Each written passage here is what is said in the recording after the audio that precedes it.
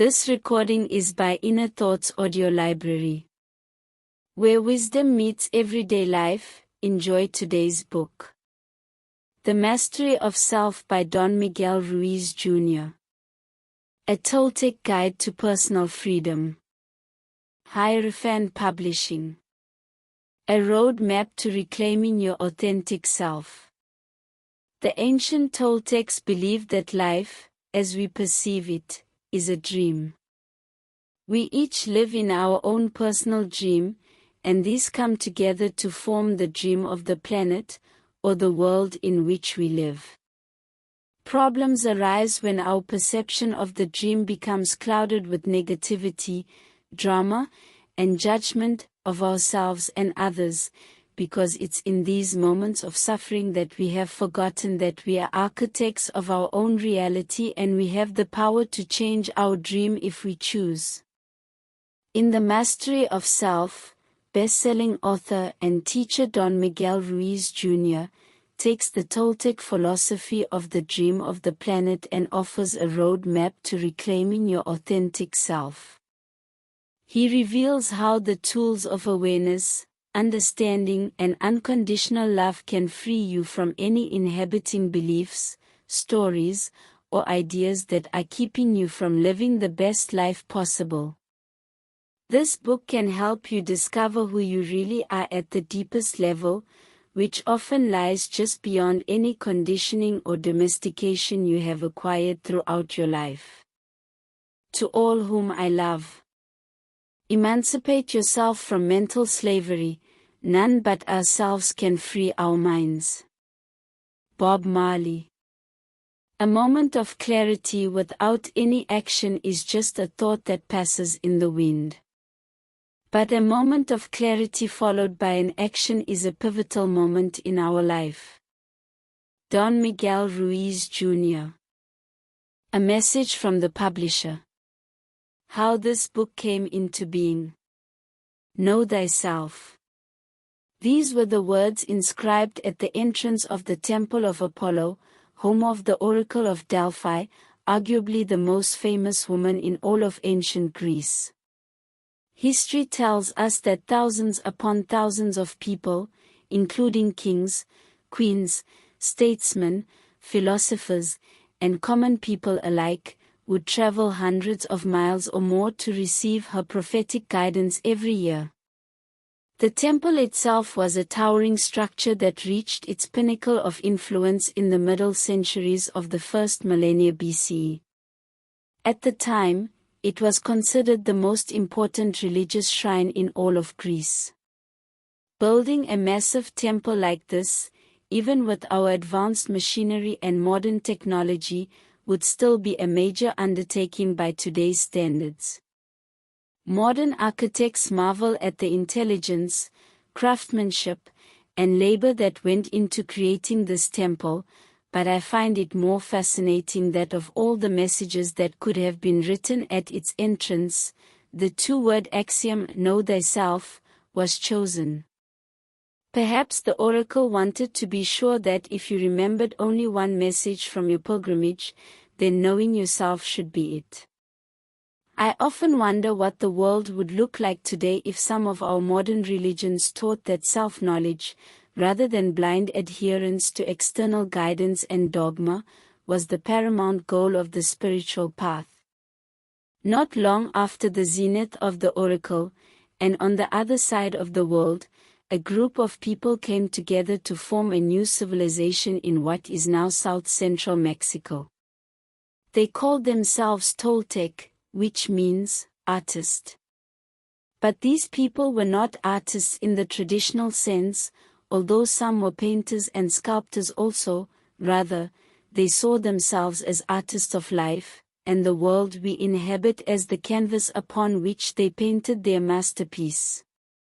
The legacy of the Toltecs and their teachings has been handed down from generation to generation, often in secrecy when the politics of the day required it, and Don Miguel Ruiz Jr. is the latest teacher in the Eagle Knight lineage of the Toltec people.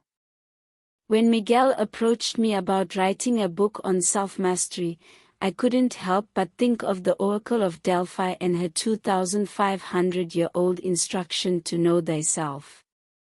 I wondered how this sage advice would appear in the context of his Toltec ancestry. The book you are holding now, I am pleased to say, conveys exactly this, and much, much more. Miguel presents ancient wisdom in a modern way, and helps us to apply this timeless truth of know thyself in our everyday lives. In the opening chapters, Miguel lays the groundwork for the book, providing a framework based on his Toltec tradition. He explains how the events and actions of your past have shaped your present reality. The following chapters are where he really digs in, giving you the tools you need to discover who you are at the deepest level, uncover any self-limiting beliefs you have falsely accepted as fact, and release any attachments you are holding that continuously drag you down. The later chapters will help you chart a new course to where you really want to go, which for some of you may be a very different place than where you are currently heading. Miguel has stressed to me on many occasions that it's not enough to just read the information contained in these pages, it's when you choose to incorporate this knowledge into your life that you receive the benefits. To this aim, he has included exercises at the end of many chapters that are designed to help you do just that. Returning to the Greek world for a moment, we can say that the exercises are where logos, knowledge, becomes praxis, practice, or, as Miguel writes, understanding the teachings is the first step, but applying them is what makes you a master. So without further ado, it is with great pleasure that I present to you Don Miguel Ruiz Jr.'s The Mastery of Self. May it serve you well on your journey of self-discovery. Randy Davila, Publisher, Hierophant Publishing. Explanation of key terms. Ally. The voice of your internal narrator when it inspires you to live, create, and love unconditionally.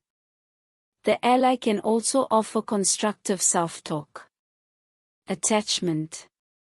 The action of taking something that is not a part of you and making it a part of you through an emotional or energetic investment. You can attach to external objects, beliefs, ideas, and even roles you play in the world. Authentic self. The divine inside of you, the force that gives life to your mind and your body. It's similar to the concept of the spirit or the soul that is present in many religious traditions, but it's not exactly the same. Awareness. The practice of paying attention in the present moment to what is happening inside your body and your mind as well as in your immediate surroundings. Domestication. The primary system of control in the dream of the planet. Starting when we are very young, we are presented with either a reward or a punishment for adopting the beliefs and behaviors of what others find acceptable. When we adopt these beliefs and behaviors as a result of either the reward or punishment, we can say we have been domesticated. Dream of the planet. The combination of every single being in the world's personal dream, or the world we live in. Narrators. The voices in your mind that speak to you throughout the day, which can be either positive, ally, or negative, parasite. Parasite. The voice of the narrator when it uses your beliefs, formed through domestication and attachment, to hold power over you by placing conditions on your self-love and self-acceptance. This negative voice causes sadness, anxiety, and fear. Personal dream. The unique reality created by every individual, your personal perspective. It is the manifestation of the relationship between your mind and body. Toltec people. An ancient group of Native Americans who came together in South and Central Mexico to study perception. The word Toltec means artist. Toltec warrior. One who is committed to using the teachings of the Toltec tradition to win the inner battle against domestication and attachment. Introduction. Imagine for a moment that you are in a dream. In this dream, you find yourself at a huge party with thousands of people, where you are the only sober person and everyone else is drunk. The other partygoers are in varying states of intoxication. A few people have had just 1 or 2 drinks and are only tipsy, most fall into the realm of general drunkenness, and a handful are so drunk that they are making spectacles of themselves in all sorts of colorful ways. They may even have blacked out, as their actions seem completely out of their control. Some of the people at this party are your friends and family, some are acquaintances, but most you don't know. You try to talk to a few people, but you quickly realize that the intoxication level has altered their ability to communicate clearly, it has clouded their viewpoint. You also notice that each person is experiencing the party differently, depending on his or her degree of drunkenness, and your interactions change with every drink they consume. The partygoers range from loud, outgoing, and merry, to shy, quiet, and sullen. As the party rages on, you watch everyone alternate between the two ends of the spectrum, from happy to sad, excited to apathetic. They fight and make up, argue, embrace, and argue again, and you watch as this type of odd behavior repeats itself endlessly in cycles throughout the night. You realize that even though they are drunk, it's not the booze they crave more of, but rather the drama of the party. As the night continues, your interactions with the partygoers vary from person to person. While some are enjoyable, others have the potential to quickly turn volatile.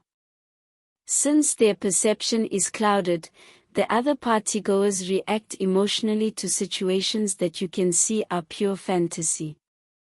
For some of them, the dream has become a nightmare.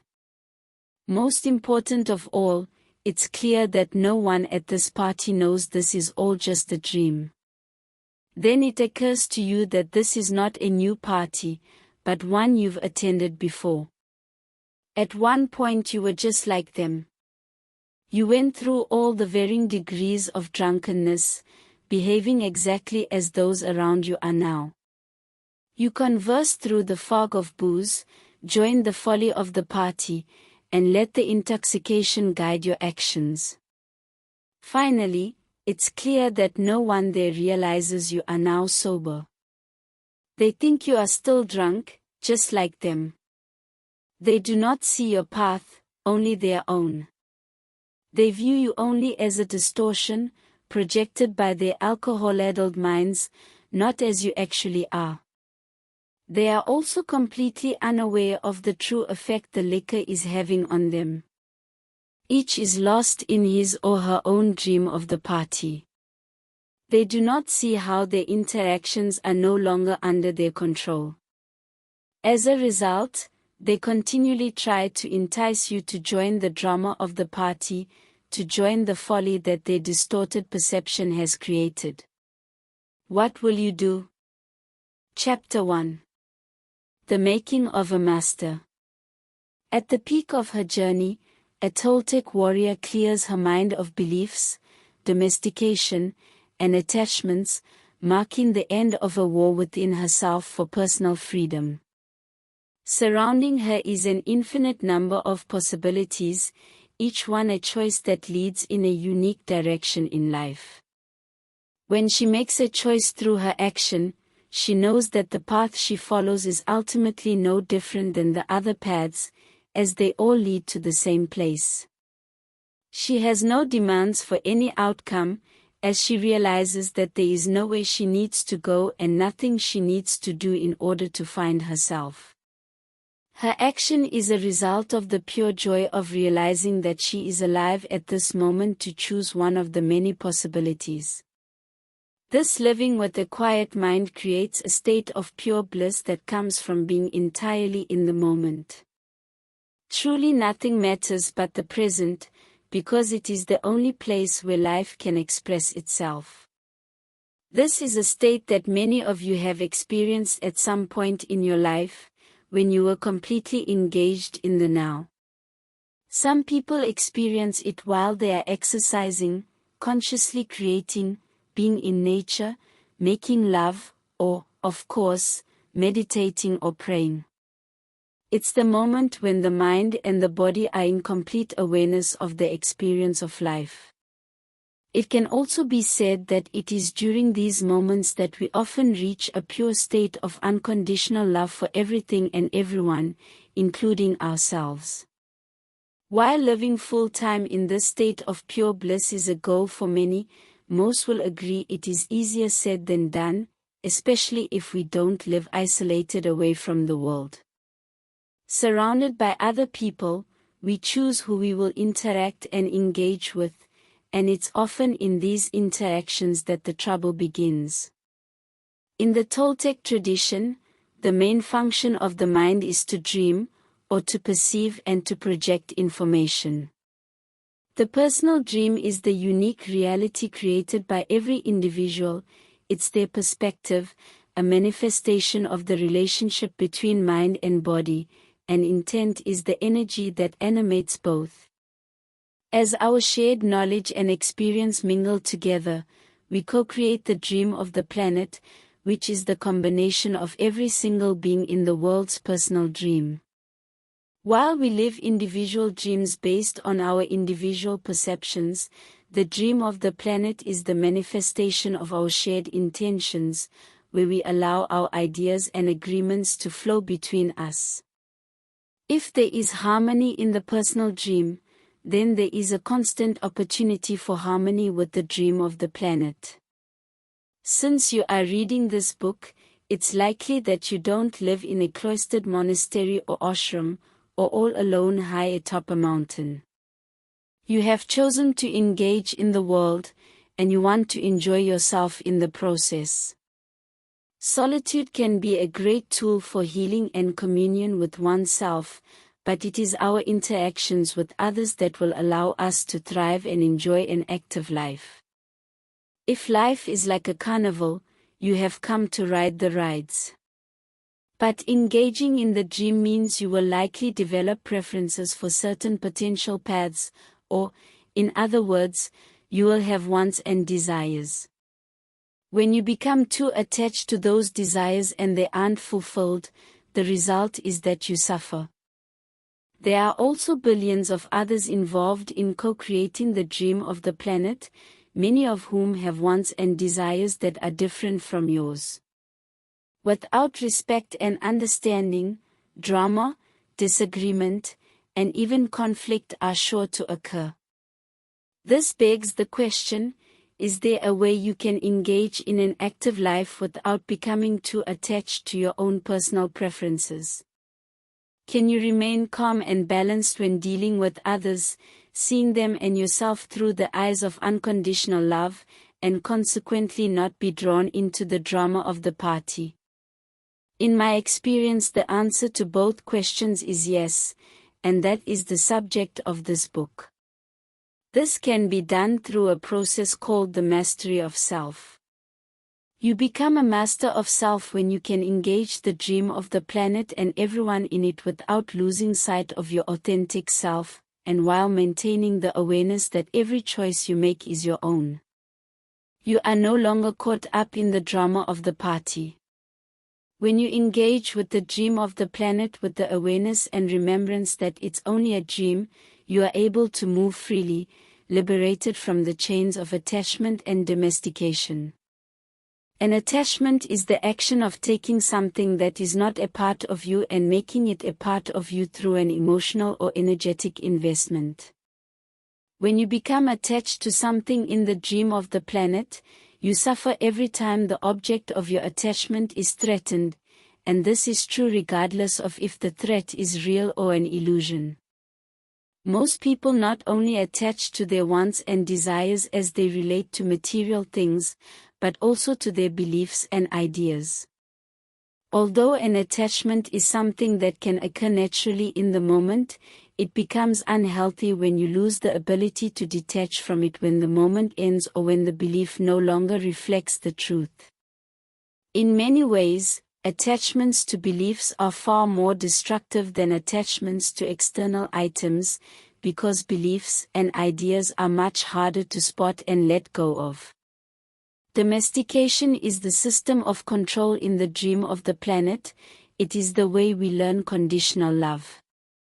Starting when we are very young, we are presented with either a reward or a punishment for adopting the beliefs and behaviors of others in the dream.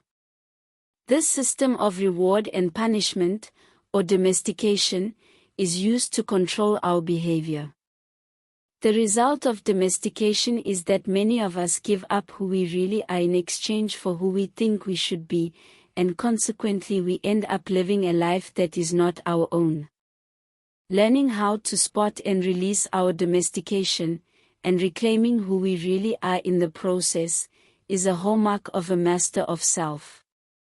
When you become so domesticated by or attached to a belief or idea that you can't let go of it, your choices narrow until any notion of choice is really an illusion. Your beliefs now define you, and they will dictate your choice. You are no longer the master of your own self, as your domestication and attachments are controlling you. As a result, you will engage with others and yourself in a way that does not serve your highest good. You have joined into the drama of the party, and it now shapes your personal dream. The dream of the planet is full of traps to lure you back into the drama of the party, and falling into one of them can happen in the blink of an eye. If you choose to engage with the world, avoiding all traps is virtually impossible. However, when you become aware that you are falling into a trap, the simple act of noticing it allows you to begin to regain control. As you get better at spotting the traps and understanding your own underlying emotions and beliefs that make them traps for you in the first place, you are far less likely to take the bait. And even when you do, you can let go of whatever you are attached to as quickly as your will dictates. It may seem counterintuitive, but you choose to let go in order to be in control. Doing so is the mastery of self in action. As a master of self, you can have relationships with others, even those who disagree with you, while still being grounded in your authentic self. You are able to maintain your free will and respect the free will of others. Knowing that others see you in a specific way gives you choices when you engage with them. You shape-shift only in their perception, and your awareness of that allows you to stay true to yourself and not give in to the temptation to take on others' definitions of who you are. You realize that you don't have to put on any image that others project onto you because you know it is not your reality. With this awareness, you will be better able to co-create harmoniously with others, making the relationships that matter most to you more fulfilling and rewarding. Most importantly, when you become a master of self, you know how to stay grounded in your authentic self regardless of what's happening around you. You also have the awareness to realize quickly when you are acting in a way that isn't helpful to yourself or others and can spot those situations when you are feeding your ego, or the false sense of self, instead of living in peace. In this way, you free yourself from the drama and self-inflicted suffering created by so many people. Without awareness of how to engage the dream of the planet and the beings who create it, it is too easy to internalize what is happening around you, or to forget that it is all a dream. As a result, your attachments grow until you are consumed with the drama of the party. Becoming a master of self is about maintaining awareness of your center while you are interacting with the dream of the planet, remembering that it's all a dream. Staying centered while engaging with the world is much easier said than done, and this book will be devoted to teaching you exactly how to do that. Self-mastery is not an isolated idea within the Toltec tradition, as every form of spiritual discipline provides a map to help us live in harmony within the dream of the planet by freeing our mind from the tyranny of our own thinking and being affected by the projections of others. That being said, the Toltec tradition has some unique contributions to this effort, and we'll discuss these in greater detail in the pages that follow. Before we deconstruct and rebuild the world around us, starting with ourselves, we need a greater understanding of attachments, domestication, and the difference between conditional and unconditional love.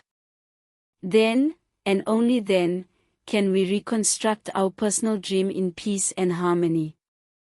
Chapter 2. Understanding our domestication and attachments. There is an old Toltec story that has been shared across generations in my family about a shaman who called himself the Smoky Mirror.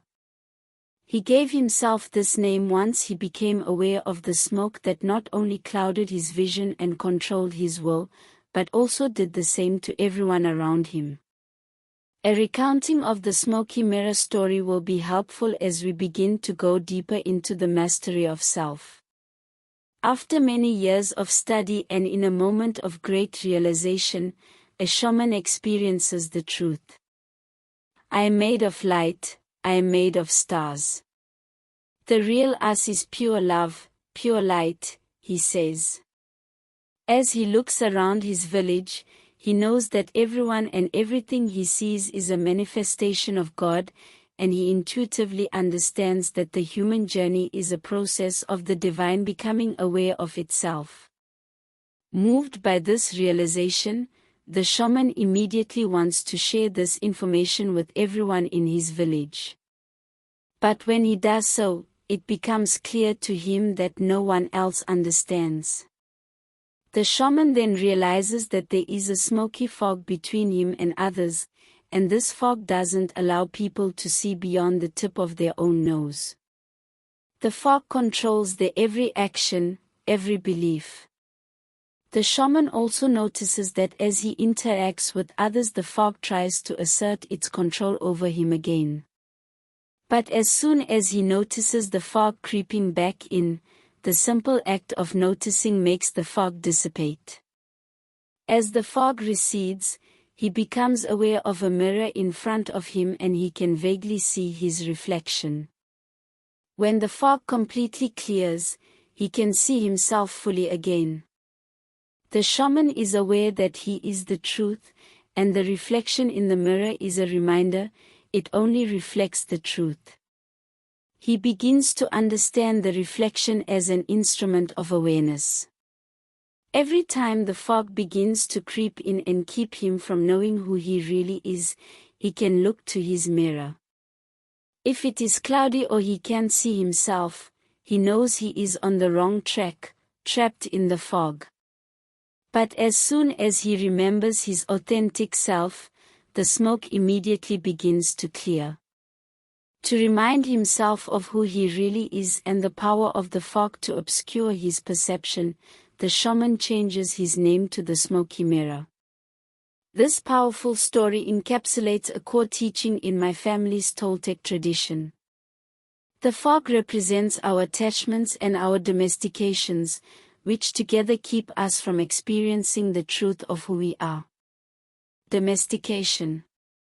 Let me begin to explain domestication with a simple story. Imagine a child of 8 or 9 having lunch with his grandmother, who has prepared soup for their afternoon meal. They sit together and converse, enjoying each other's company and the love they share. After finishing half his bowl of soup, the child realizes he is full. "I don't want the rest, grandmother. I am full."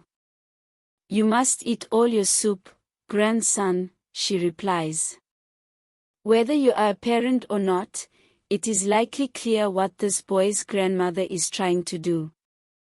Her intentions are admirable, she wants him to eat in order to be nourished. When he declines, She tries to convince him to eat more by offering him a reward for doing what she wants. This is the first tool of domestication. You must finish your soup, she says. It will make you grow up big and strong, like Superman. But the young boy is undeterred. No, I am not hungry, he insists. I don't want to eat any more right now. In addition to not being hungry, the child is also enjoying the feeling of asserting himself, because it feels powerful to say no, to express his free will. He can also feel that same sense of power when he says yes to the things he wants, and it feels good to say it. This is how young children, including ourselves when we were young, learn about the power of intent, by stating yes and no. Eventually, the boy reaches the threshold of his grandmother's patience, and when the carrot doesn't work, she reaches for the stick to impose her will upon him.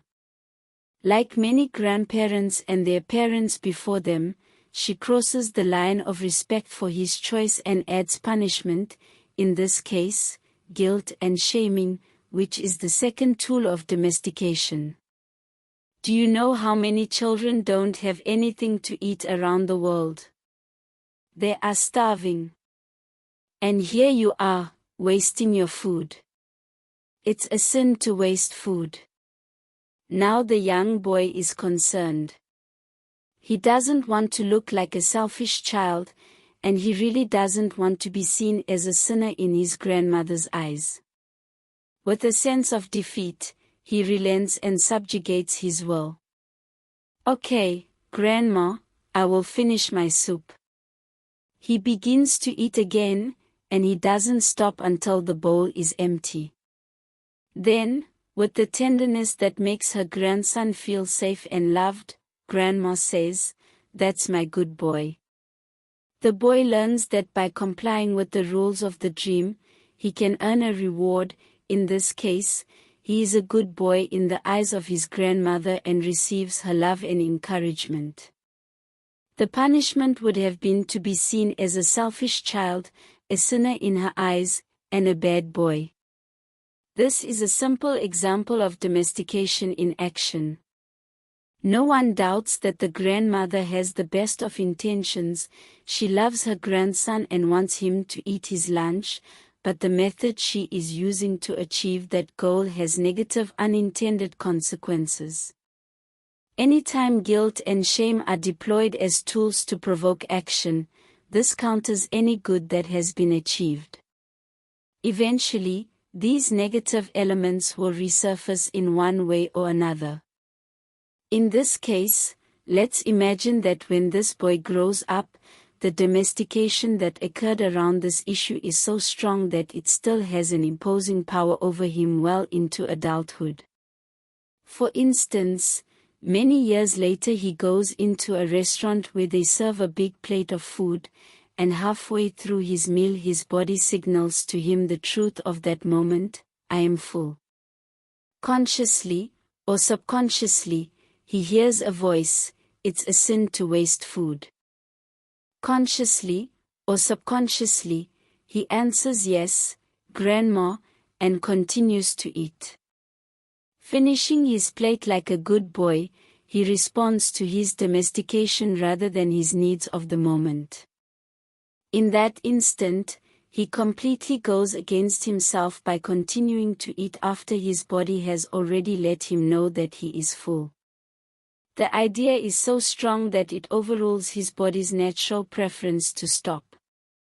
Overeating may damage his body, which is one of the negative consequences in this case of using guilt and shame as a tool.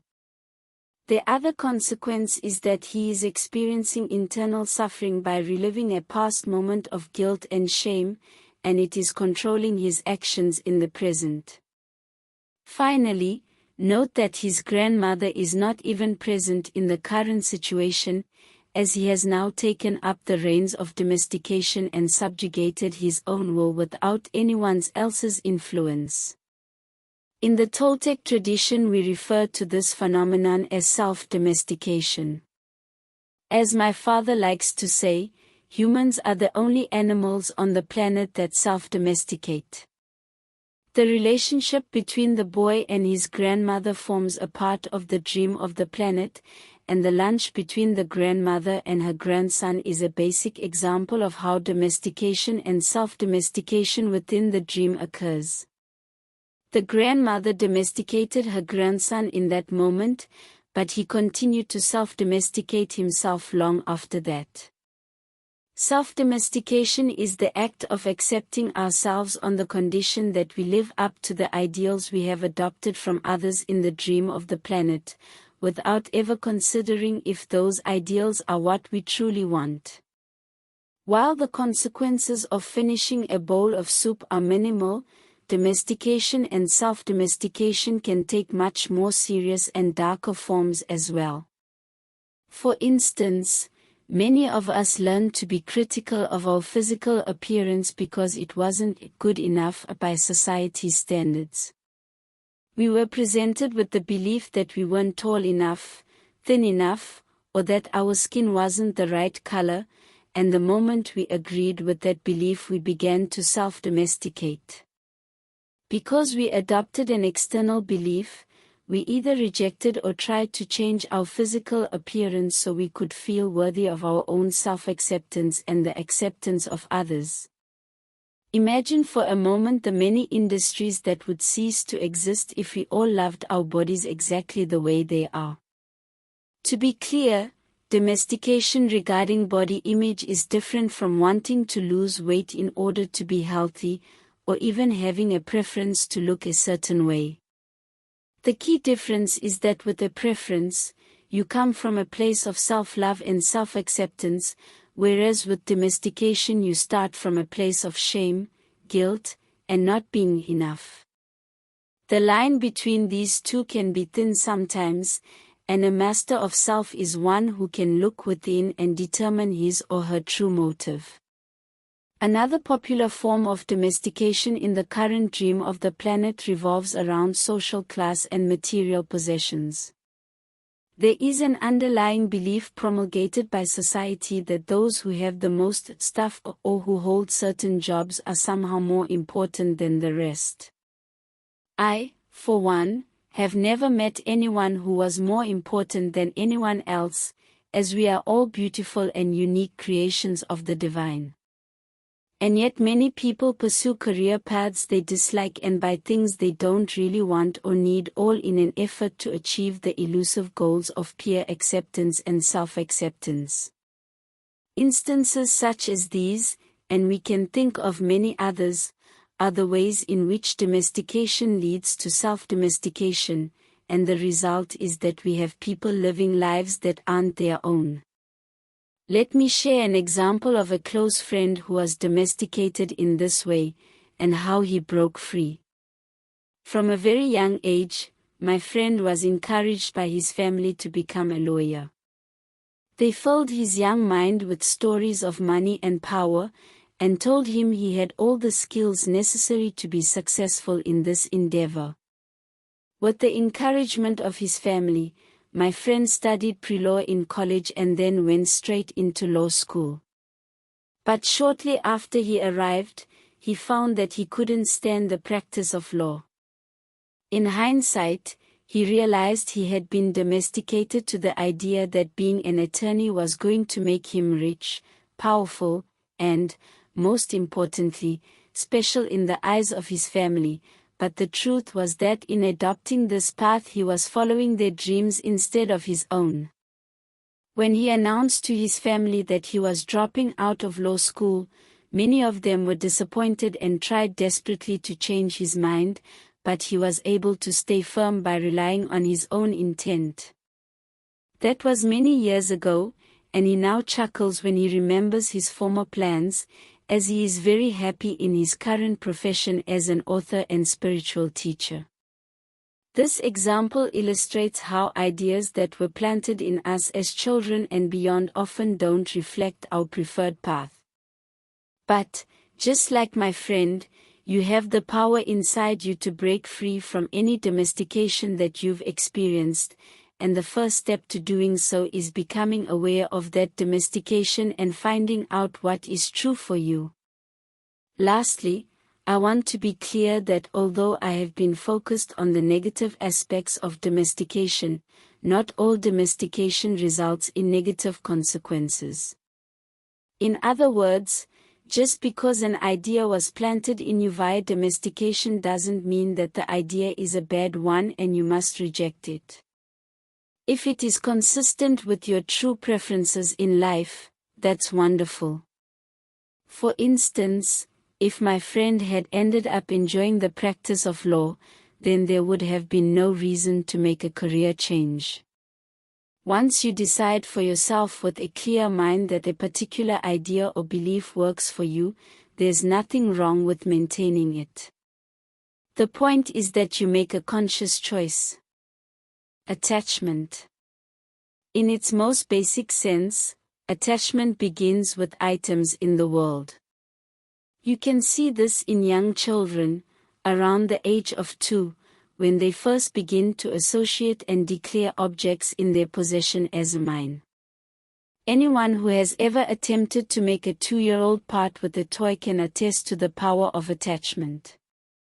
Although this is where attachment to items begins, it certainly doesn't end there, as often the more harmful attachments we hold are the unseen ones, and by this I mean our attachment to our own ideas, opinions, and beliefs.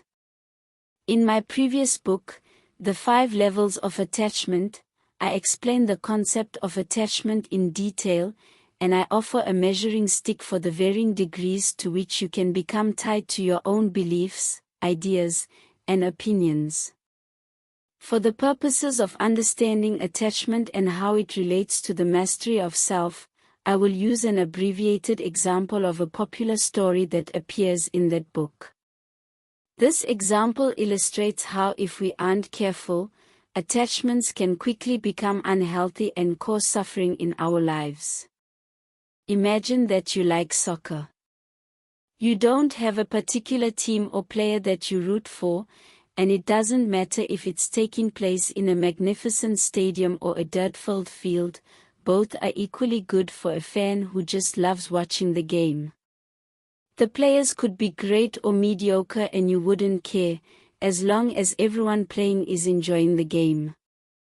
As you watch, you generally don't choose to root for or against one side, and even if you do choose to root for a particular team, you do so with very little emotional investment, just enough to make the game more exciting. As a result, regardless of which team wins the game, it has nothing to do with you personally, as you have not made rooting for a particular team a part of your identity. The moment the referee blows the whistle that ends the game, regardless of which team wins or loses, you leave the game behind.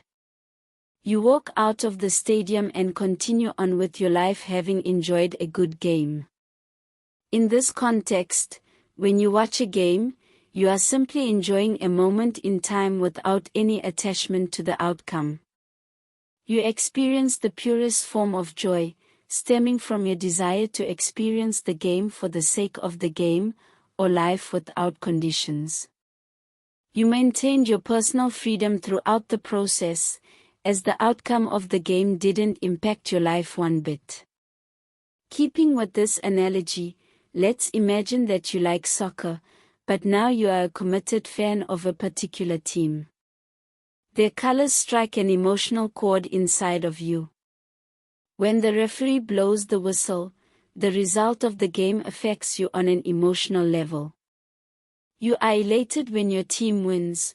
When your team loses, you feel disappointed. Your attachment to your team begins to impact your personal life outside the stadium gates as you relate to the world as a fan. For example, when your team loses, you might have a bad day at work, argue with someone about what or who is responsible for the loss, or feel sad despite the many other good things going on around you. No matter what the effect is, you've let your attachment to a particular outcome change your persona.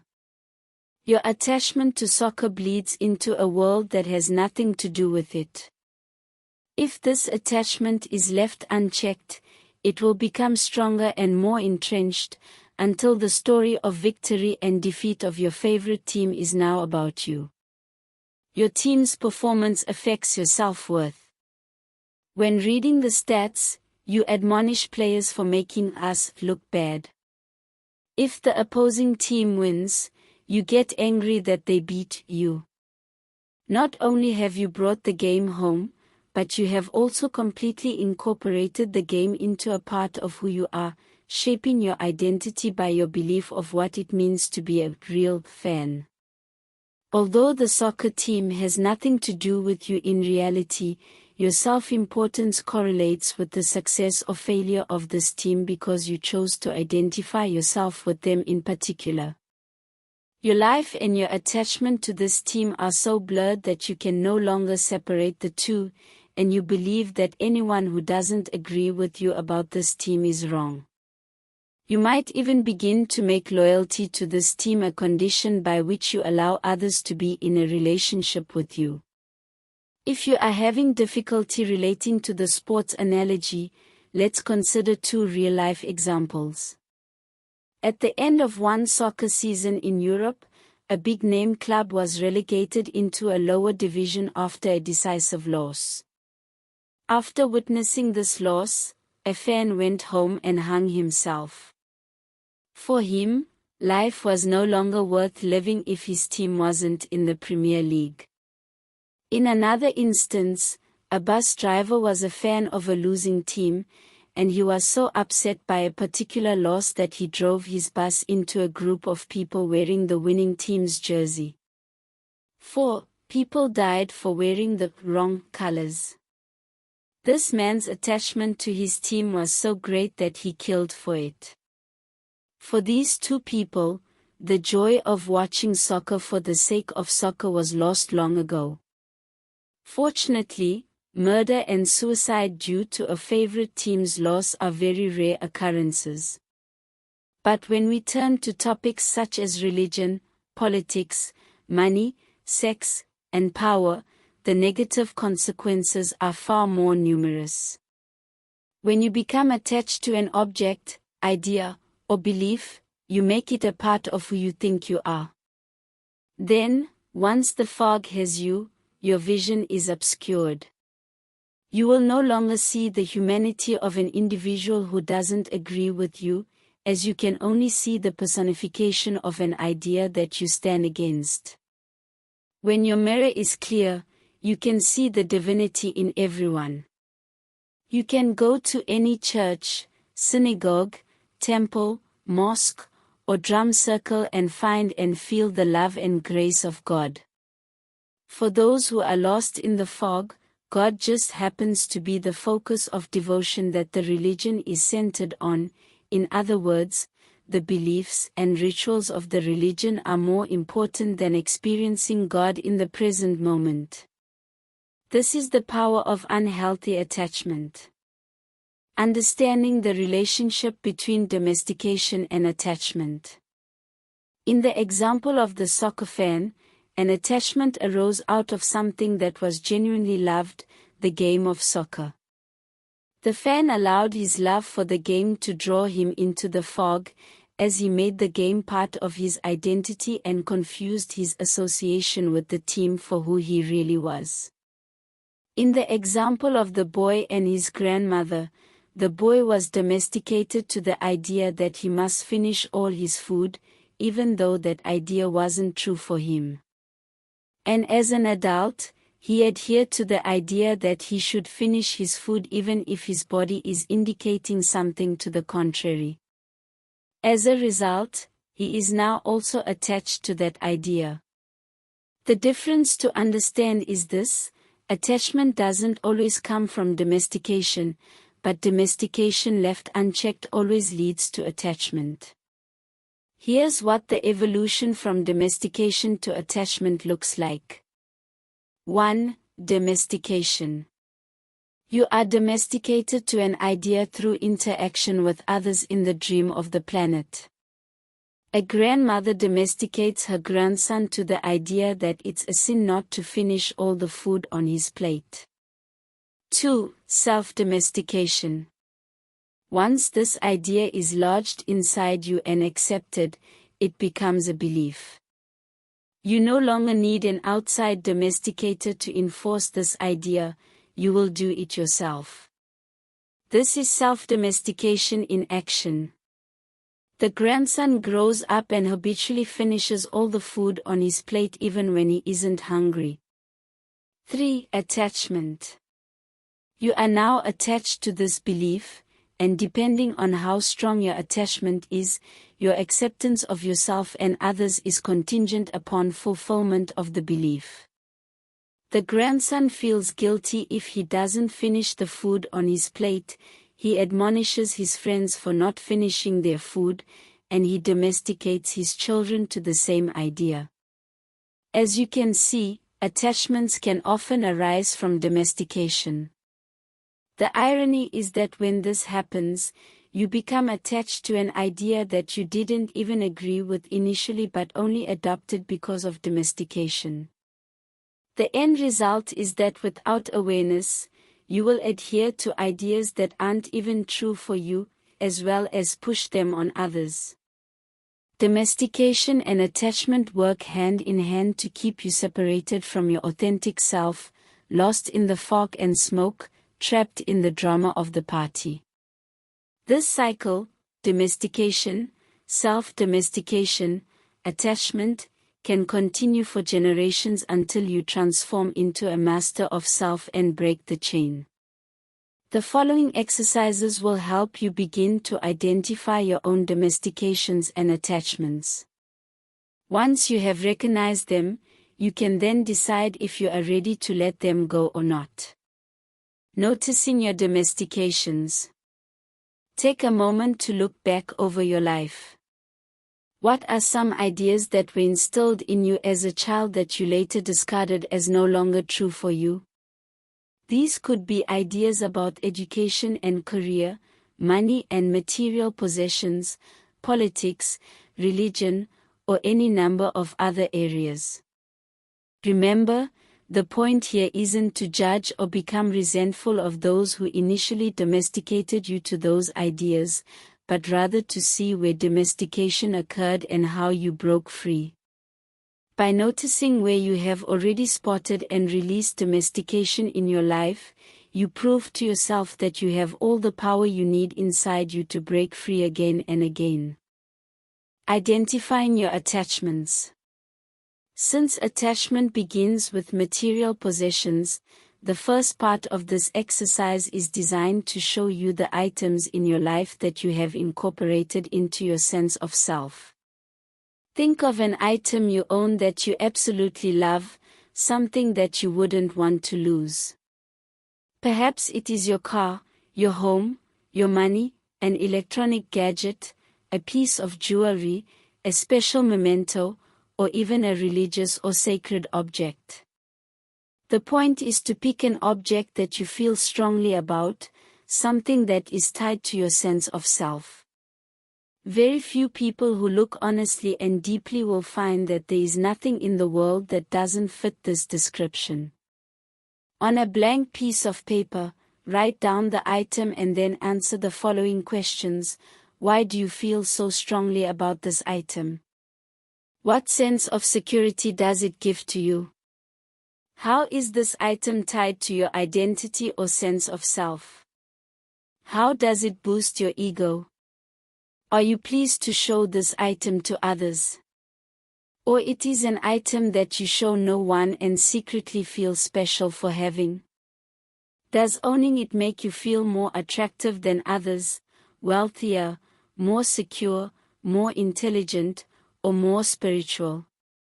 Be truthful, reacting honestly from your current emotions.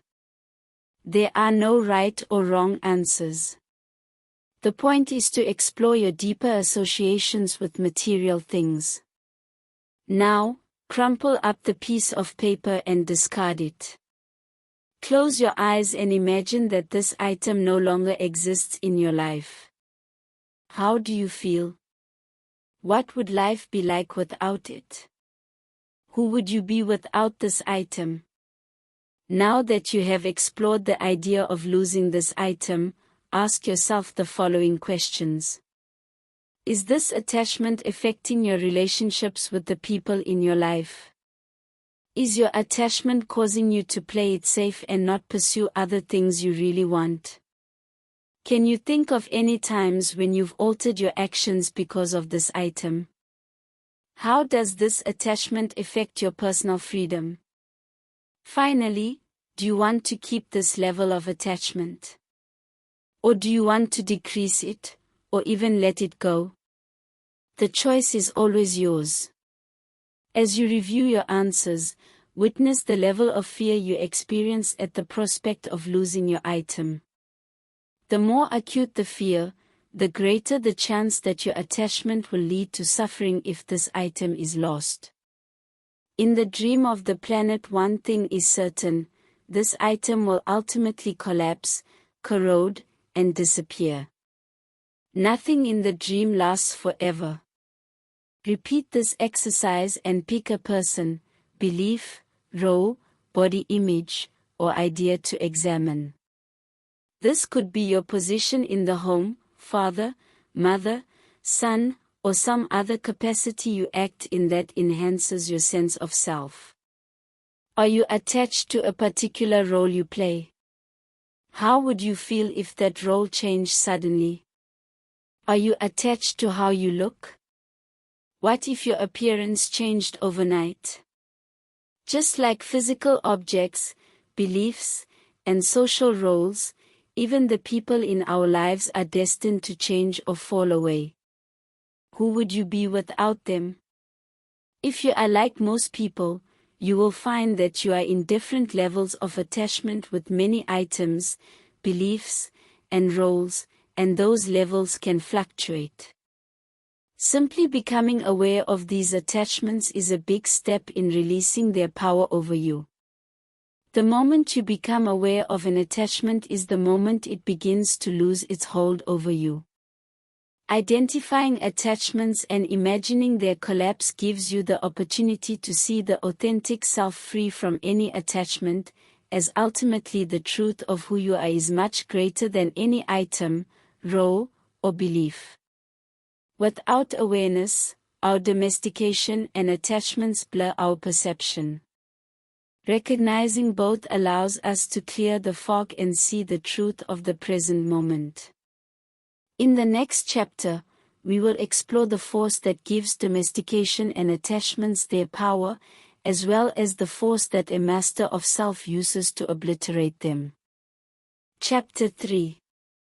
Unconditional love for yourself.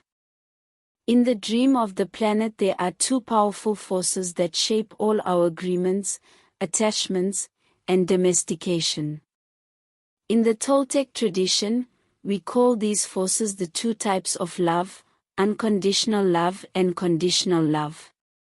When unconditional love flows from our hearts, we move through life and engage other living beings with compassion. Unconditional love is recognizing the divinity in every human being we meet, regardless of his or her role in life or agreement with our particular way of thinking. A master of self sees all beings through the eyes of unconditional love, without any projected image or distortion. Conditional love, on the other hand, is the linchpin of domestication and attachment. It only allows you to see what you want to see and to domesticate anyone who doesn't fit your projected image. It's the primary tool used to subjugate those around us and ourselves. Every form of domestication can be boiled down to, if you do this, then I will give you my love, and, if you do not do this, then I will withhold my love. Every form of attachment starts with, if this happens, then I will be happy and feel love, and, if this does not happen, then I will suffer. The key word in all of these statements is if, which, as you will see, has no place in unconditional love. As we construct the dream of the planet, we have a choice to love each other unconditionally or conditionally.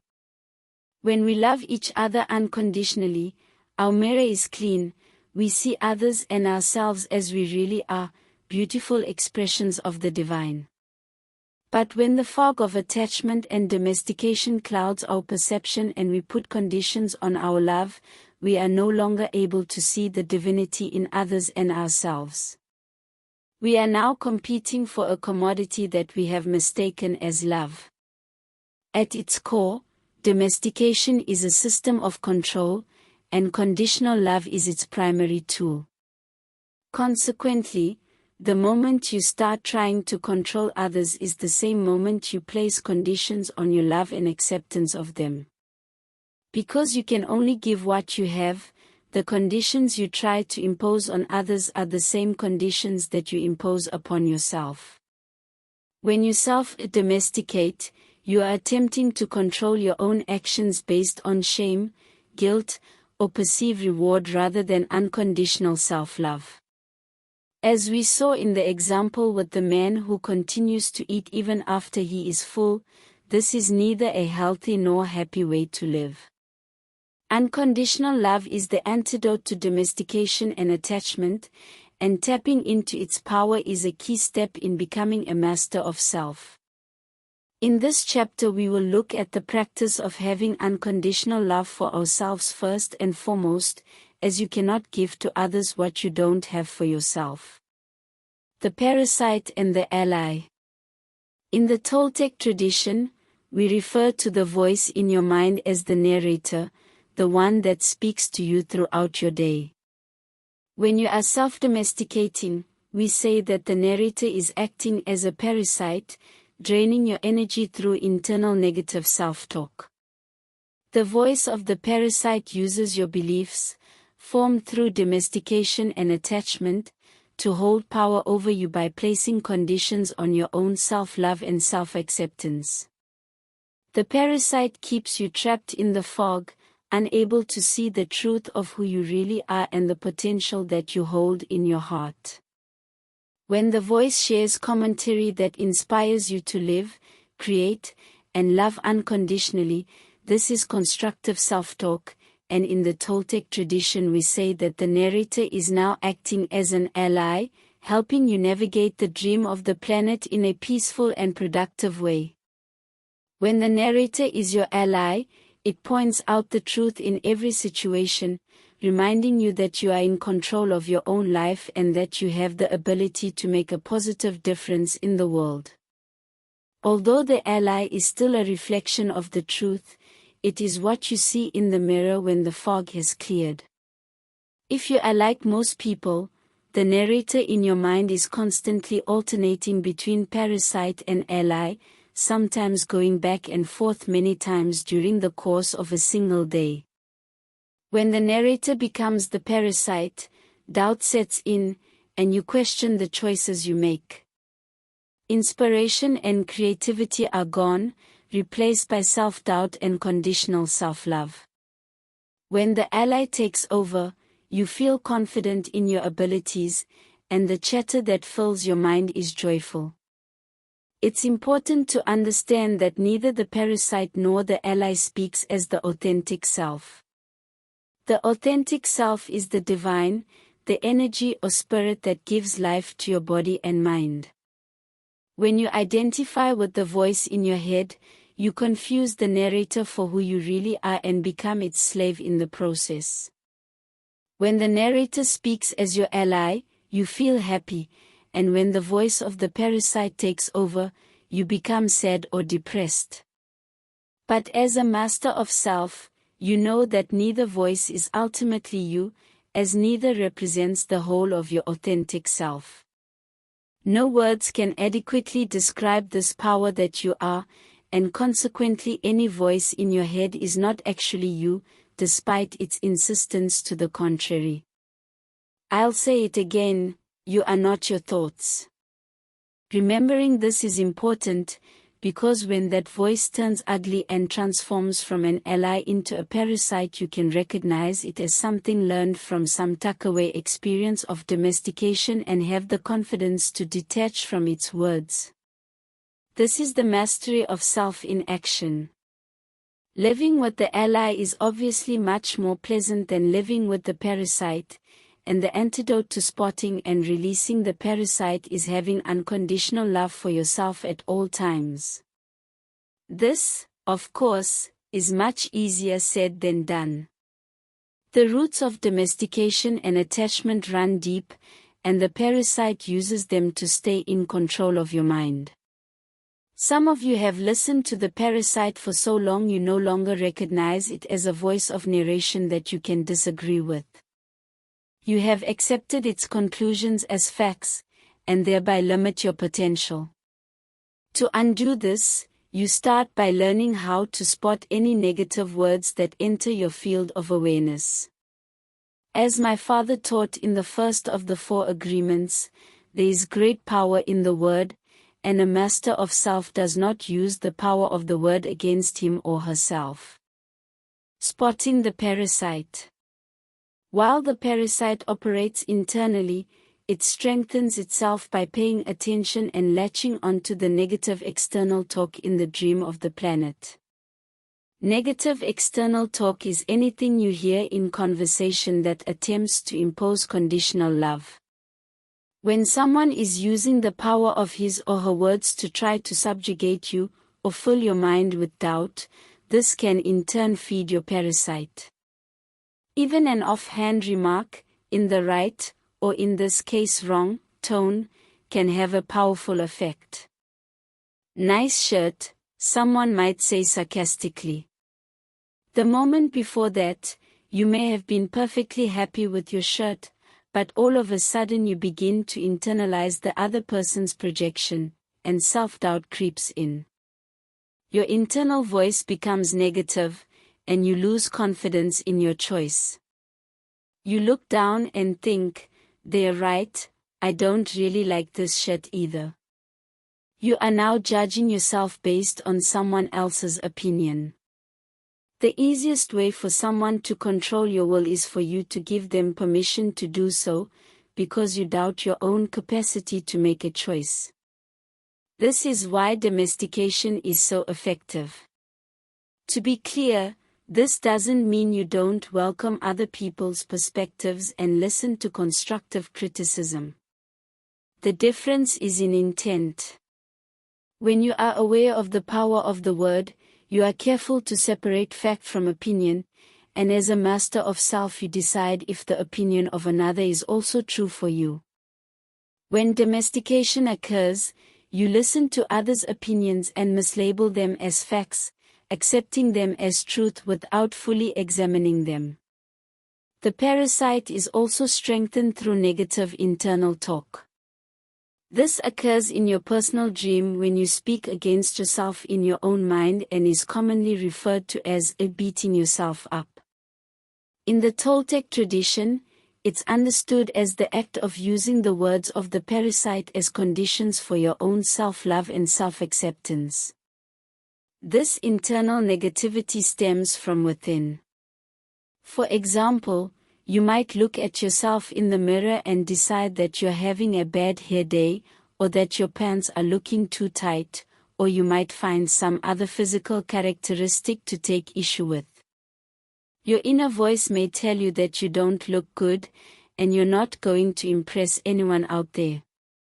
Without awareness of how you are speaking to yourself, you may spiral out of control, and that simple bad hair day can turn into a tirade of negative self-judgments, with you calling yourself ugly, fat, unworthy, etc.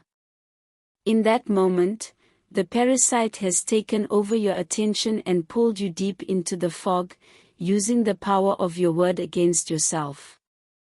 If unrecognized, negative talk, both external and internal, can inhibit the power of your intent and lead you deeper into the fog.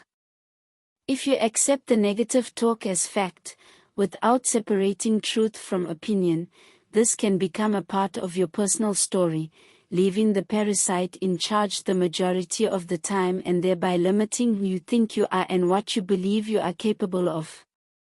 A master of self is adept at spotting and releasing the voice of the parasite, and can actually change that voice to one of an ally. Doing so begins with making a commitment to unconditional self-love. This means you become willing to love every aspect of yourself without judgment or conditions, especially the parts of yourself that you often wish were different. Unconditional self-love lies within each and every one of us, regardless of our past circumstances and domestication. We will look at some specific ways to bring unconditional love to yourself in a moment, but before we do, let's be clear on what does not work.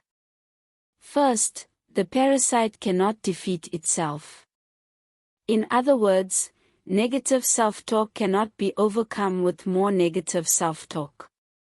For example, at my workshops and lectures, people in the past have approached me with a look of consternation and said something like, "I'm so disappointed in myself. I can't believe I have been on the Toltec path for years and I am still taking things personally." Implicit in the comment is the idea that the speaker is failing in their practice, and you can hear the sneaky voice of the parasite in the background. Were this statement coming through the eyes of unconditional self-love, this person would approach me with a smile instead and say, "You know, I have been on the Toltec path for years, and I notice that I still take things personally sometimes. I am doing my best, but do you have any thoughts on overcoming this hurdle?" The change in the latter is apparent, as the ally is talking instead of the parasite. The ally speaks from a place of unconditional love, while the parasite speaks from a place of conditional love. Because negative self-talk is based on conditional love, any attempt to transform the parasite with more negative self-talk is a subtle way for the parasite to actually strengthen itself. The key to transforming the parasite into an ally is to bring unconditional love to all of yourself, including the parasite. When you feed the parasite with unconditional love, you transform it into your ally, using the power of your word to change your mind and your life. The dream of the planet is a world of polarities, where something is known only in relation to its opposite. Light is defined in relation to dark, up in relation to down, night to day, etc. Without one, we wouldn't know the other. In instances of opinion, like hot and cold, tall and short, good and bad, assessments are based on our perception, as what is deemed good by one person may be interpreted as bad by someone else. I am aware that when I say something I am both right and wrong at the same time, because the perception of the individual who listens to me will determine the validity of what I say according to their point of view, and they are free to do so. I celebrate that. Thus, I am only responsible for the clarity and integrity of what I say, not what others hear and feel, because I don't control others' perception. This is the incredible power inherent in our minds, and the vehicle we use to express that power is our word. A master of self recognizes the power of the word and knows that every single judgment the parasite utters can be transformed and used by the ally. Making the switch to do so is unconditional self-love in action. While many people choose to listen to and focus on the voice of the parasite, it's critical that you train your mind to see through the eyes of the ally. There is no better place to do this than in your own personal story. My friend and teaching partner, Heather Ash Amara, has a beautiful example in her book Warrior Goddess Training of how she consciously changed her narrator from the parasite to the ally. Here is the parasite perspective she began with: "I was traumatized as a child by how often my family moved. I went to 8 different schools and lived in 4 countries, Singapore, Hong Kong, the United States, and Thailand, by the time I was 16. We would move every 2 years or so. I started off at each school feeling painfully shy, disconnected, and alone. By the second year I would have made friends and found my groove, and then we would move again and the cycle would start over. Because of the many times I moved away from friends, I have a hard time connecting with people intimately and I'm afraid of being abandoned. Every time I told my story, I felt depressed. Wouldn't you? After Heather Ash began her apprenticeship with my father, she began to see and tell her story through the eyes of the ally. Notice the shift in perspective. Based on the same facts, I was blessed as a child with an adventurous family. We moved every 2 years and traveled around the world every summer. I spent most of my childhood going to great international schools in Southeast Asia, and by the time I was 16 my family had visited or lived in 20 different countries, including Thailand, Singapore, India, Egypt, Italy, and Spain. Because of the many times we moved and traveled, I learned to be incredibly flexible and to deeply love the diversity and creativity of humans. My childhood experiences helped me relate to many different perspectives, to make friends easily, and to celebrate change. Each time I told this new story, I felt a sense of adventure and lots of gratitude. As you can see, the facts stay the same, but the story is dramatically different. Do you see the power of perception? The following exercises will help you practice transforming your parasite into your ally. Releasing judgment. Look at yourself in the mirror and notice all the self-judgments that arise in the next few moments. Does a voice inside you say that your nose is too big? Too small? Do you not like your body size?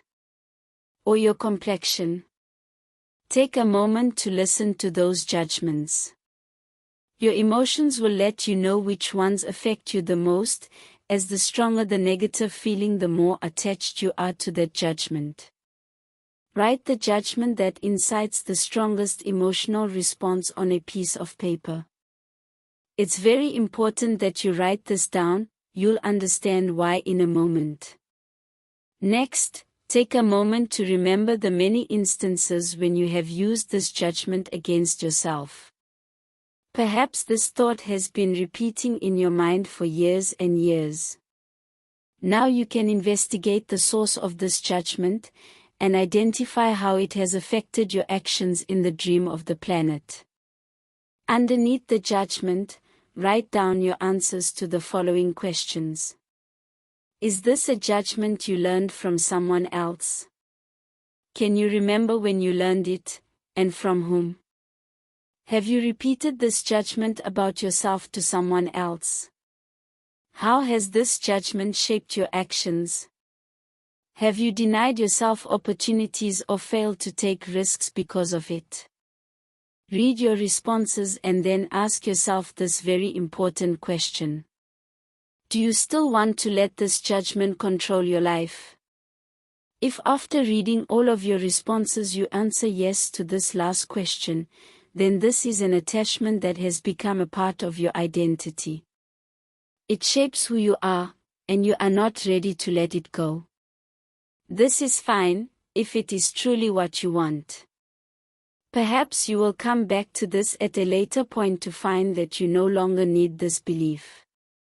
If you answered no to this last question, then you see the written judgment as something that is not a part of you, it is a piece of paper with words on it, nothing more. Realize that this judgment is only in front of you now because you have implicitly agreed with it all along. Now, the time has come to let this go, and the first step is to forgive yourself for using it against you all those times. When you are ready to release this judgment, say the following statement out loud.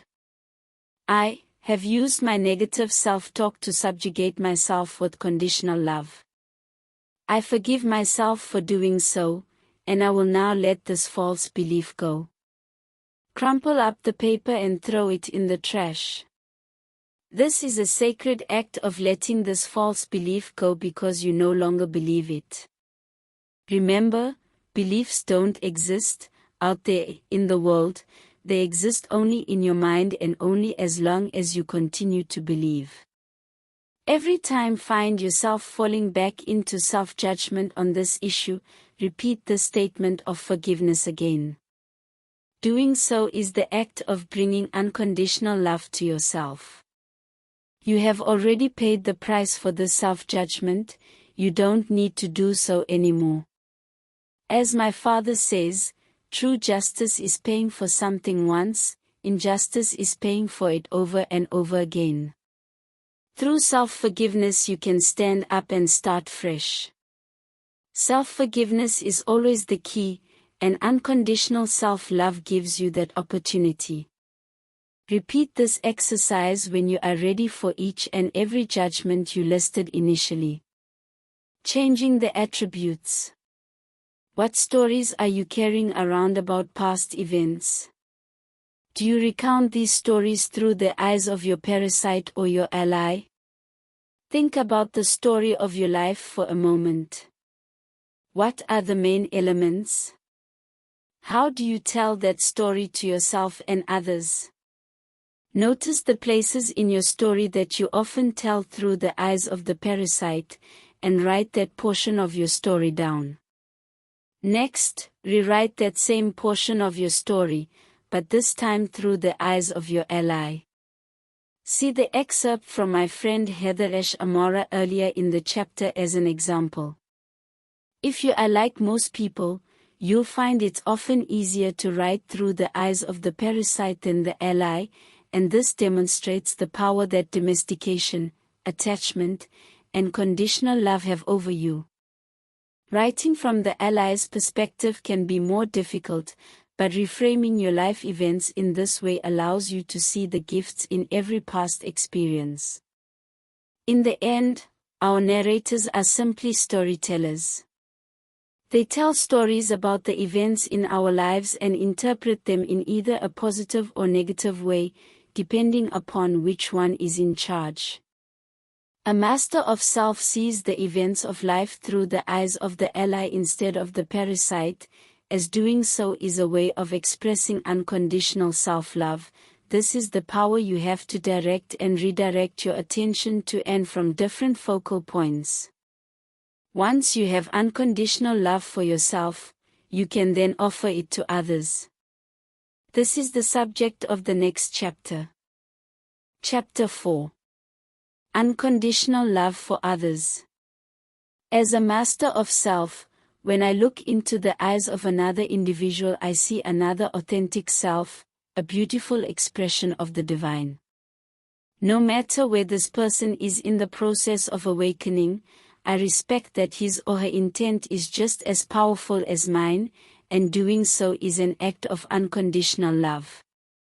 If I were to try to control this person, I would be lost in the fog and place conditions on my love and acceptance of him or her. If you see the world through the eyes of conditional love, you are by definition attempting to control others, imposing your will so that they conform to the definition of who and what you think they should be. If they don't agree to your demands, they will receive the punishment of your judgment. This is conditional love in a nutshell. But remember, every time you judge someone, you are punishing that person for not following agreements they never made. As you look back over your life, you can see that many of the relationship battles you thought were for your own personal freedom were really battles of who was going to domesticate whom. And every time you experienced a moment of anger, outrage, indignation, or any other negative emotion as the result of someone else's behavior, you created a dream of villains and victims, and you were once again caught in the drama of the party. Perceiving yourself as a victim and another as a villain doesn't allow you to see the person who is actually standing before you. You don't see their story, their past, their heartbreaks, and how all of that has impacted their life and contributed to forming the person you're talking to. All you can see through the fog of domestication is that the person you have cast as the villain in your story isn't living up to the values you think they should. But when you see another with the eyes of unconditional love, you are then able to clearly see who is actually in front of you, a living being who is trying to survive and thrive in a world filled with domestication and conditional love. Unconditional love allows you to disagree with the choices or beliefs of others while still respecting their right to have them. Practicing unconditional love is the art of the master of self. Once you have recognized, released, and forgiven the self-judgments that have arisen from your own domestication, you can then recognize and forgive others when they act from their domestication. The person in front of you has been domesticated, and now they want to pass that on to you because it's all they know. However, they can only subjugate you with your permission.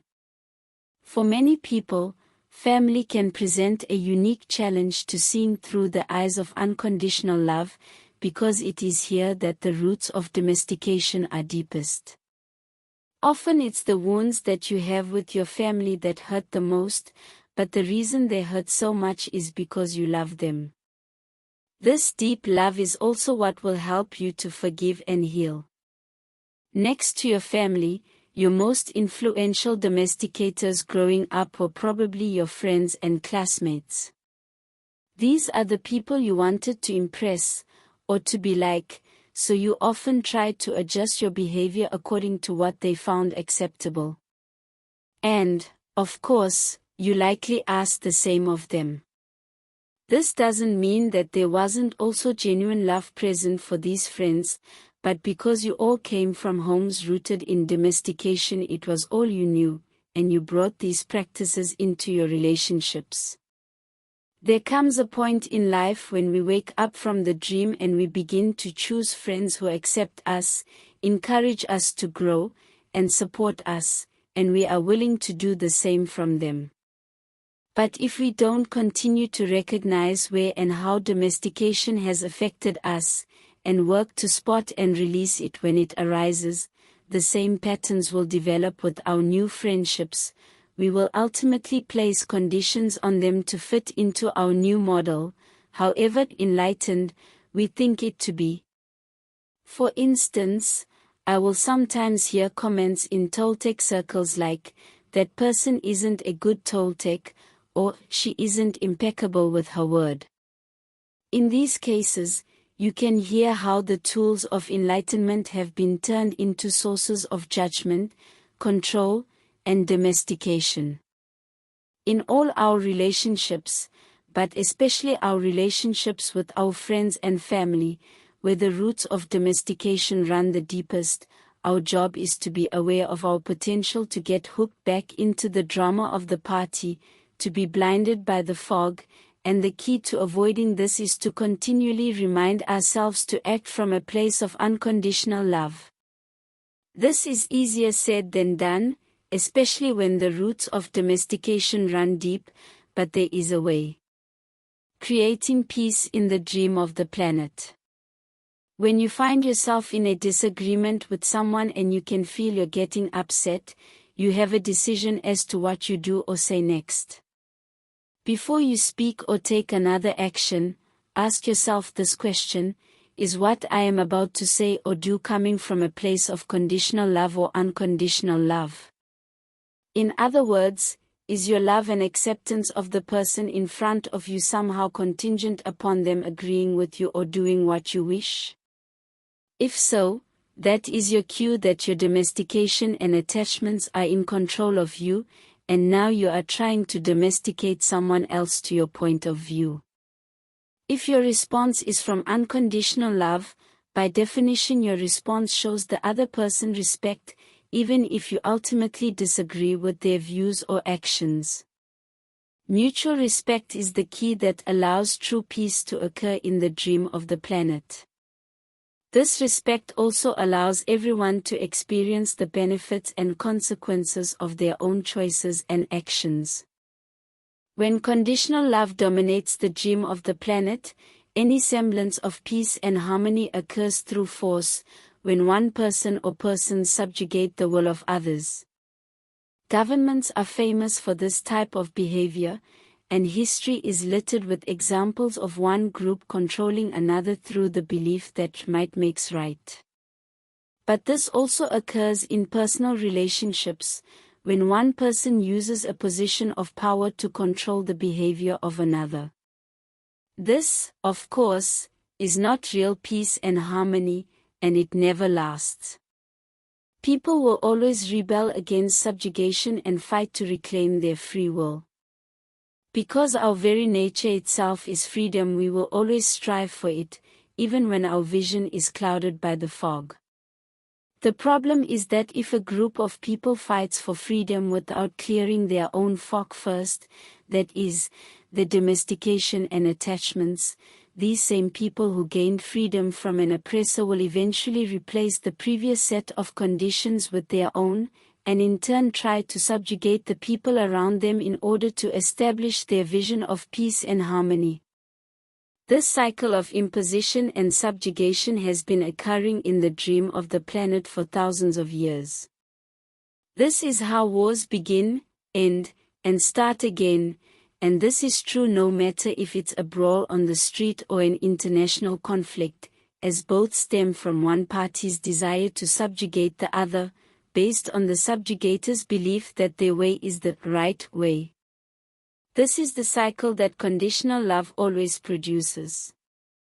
Peace and harmony from the point of view of unconditional love are the engagement of equals, using knowledge and awareness to co-create a dream whose diversity reflects the free will of each individual living in this moment. Much like the party where you are the only sober person, you cannot expect everyone to want to be sober, or to want to wake up. Nor can you make anyone do so. Attempting to wake someone up against their will is attempting to subjugate them to your ideas. So how do we engage from a place of unconditional love? How do we sincerely try to help others awaken without subjugating them? Taking a moment to reflect and discern what your true motivations are is not always easy, especially when you are in the heat of the moment and the drama of the party is trying to hook you back into believing the dream is real. Furthermore, coming from a place of unconditional rather than conditional love may still involve doing or saying something that the other person doesn't like, but speaking your truth from a place of love and respect is the mastery of self in action. It's at these times that I remember something my father taught me: I am responsible for what I say, but I am not responsible for what you hear. I am responsible to the tips of my fingers and no further, and how someone reacts to what I say or do is out of my control. Of course, this truth is not meant to be a license to say or do something that is unkind or intentionally hurtful. To be considerate of others is also a choice we have, but we understand that when we break the chains of our domestication, this news can be hard for our domesticators and those trying to domesticate us to handle, especially at first. What really matters is our intention. When we come from a place of unconditional love, we can have the confidence that whatever action we take is the right one, and the outcome of any situation is beyond our control. We do the best we can, and we release our attachment to the outcome. This can be difficult to do at first, and even a little scary. But committing to act from a place of unconditional love eases this anxiety, as we know that our actions, and our actions after that, are coming from a place that is true to our being. Overcoming resentment and forgiving others.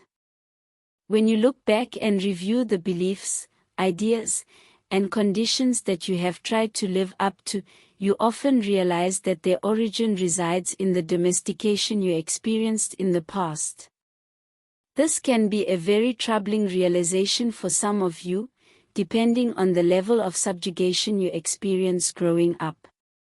If those with power inflicted their will on you via force or manipulation, and especially if the subjugation was harsh or even extreme, it can be very difficult, and almost impossible in some cases, to see them through the eyes of unconditional love. Even for those of you who didn't have a particularly traumatic experience with domestication, there are very few people who don't have some anger or bitterness over incidents that occurred during their formative years. Resentments that stem from past domestication are some of the biggest stumbling blocks to seeing others through the eyes of unconditional love. The word resentment is French in origin, and it literally means to feel again. One of the primary benefits of doing this work is that you no longer allow any conditioning or experience from the past to control you in the present. By definition, if you are holding on to resentment, then you are enslaved to the past. Something that has occurred, is already done, is actively causing you suffering now as you feel it again and again. This is what resentment is. Self-inflicted suffering with the emotional poison we wish for another.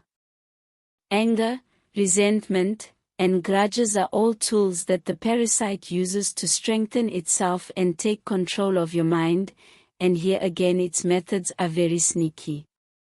Because while the parasite may accurately point out how you were mistreated at the hands of another, the solution it offers is to stir up the negative emotions of anger, sadness, bitterness, etc., and encourage you to at best withhold your love from those who hurt you, and at worst to strike back at them with revenge. The parasite always reaches for the tools of conditional love, and no ultimate good ever comes from employing them. Instead you are lost in the fog again, and your dream is tied to a story of victims and villains. Unconditional love and forgiveness of your domesticators is the way out. This can be some of the most difficult work you will do, so be gentle with yourself as you embark on this road, especially if you suffered greatly at the hands of others. In addition to forgiving those who harmed you, you also need to forgive yourself.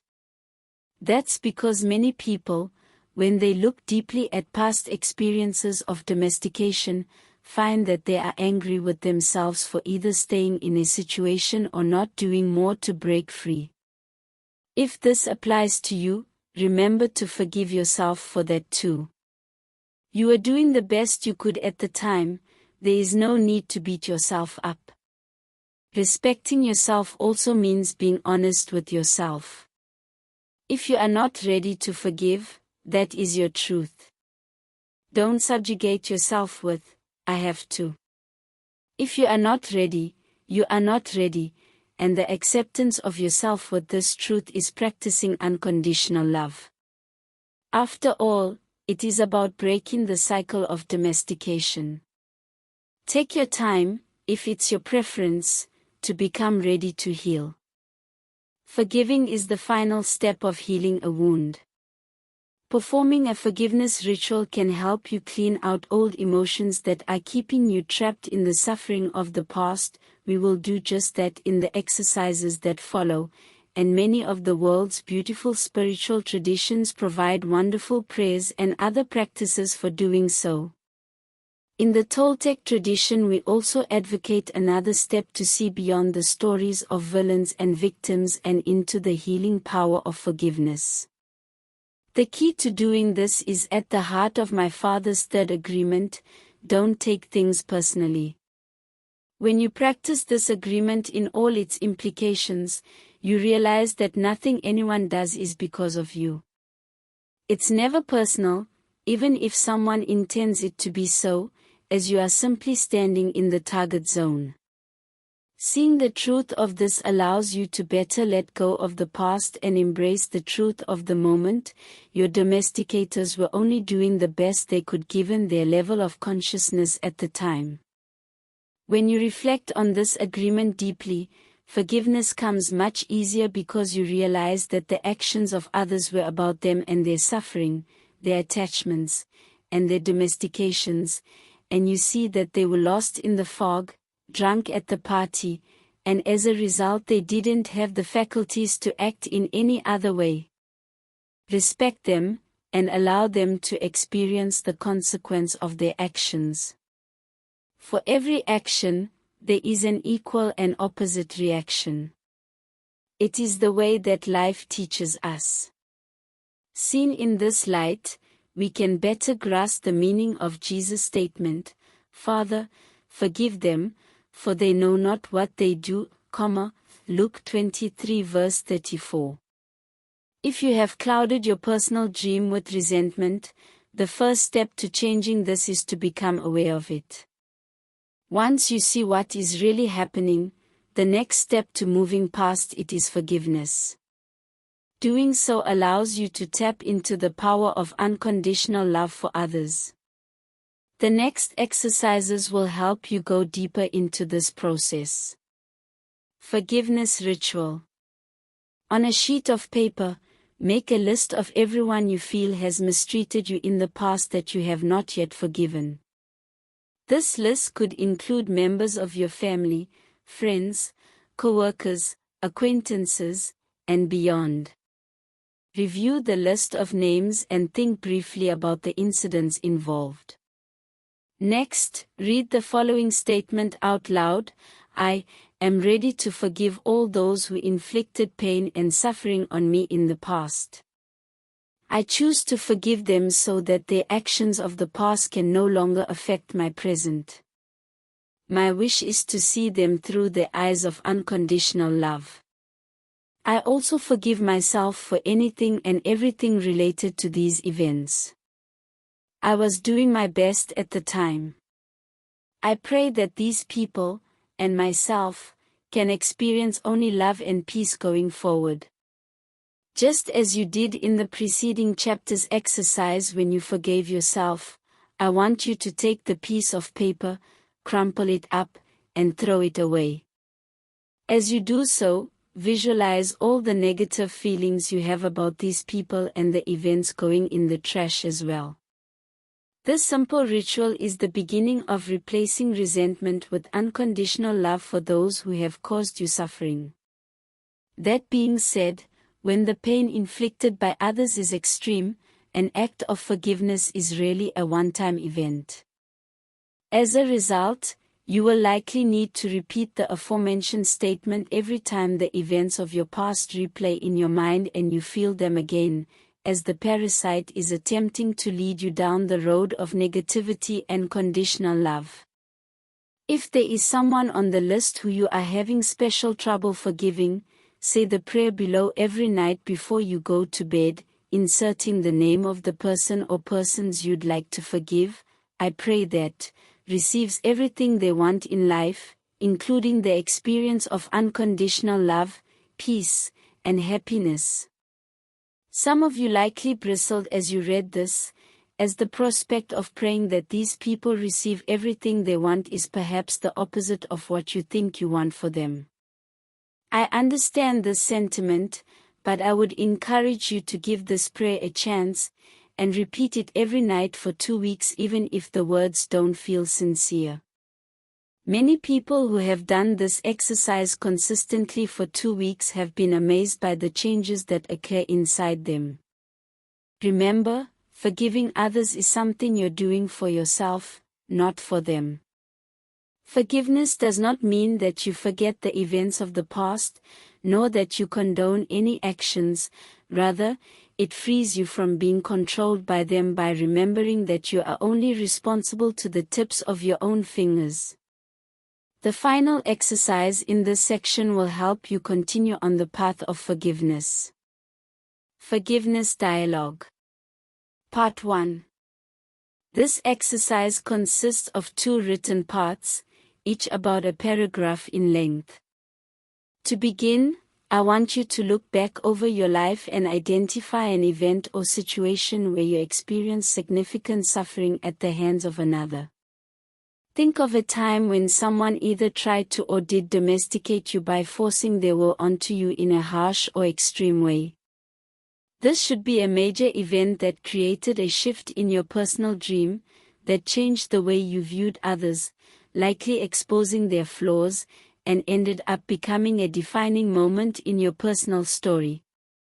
Many people have experienced something like this, most likely during their formative years, but it could also be something that occurred as an adult. Write down the details of the event as if you were going to tell someone who had no previous knowledge of it. Take your time and replay the details in your mind, going back to that moment so you can remember what happened and how you felt.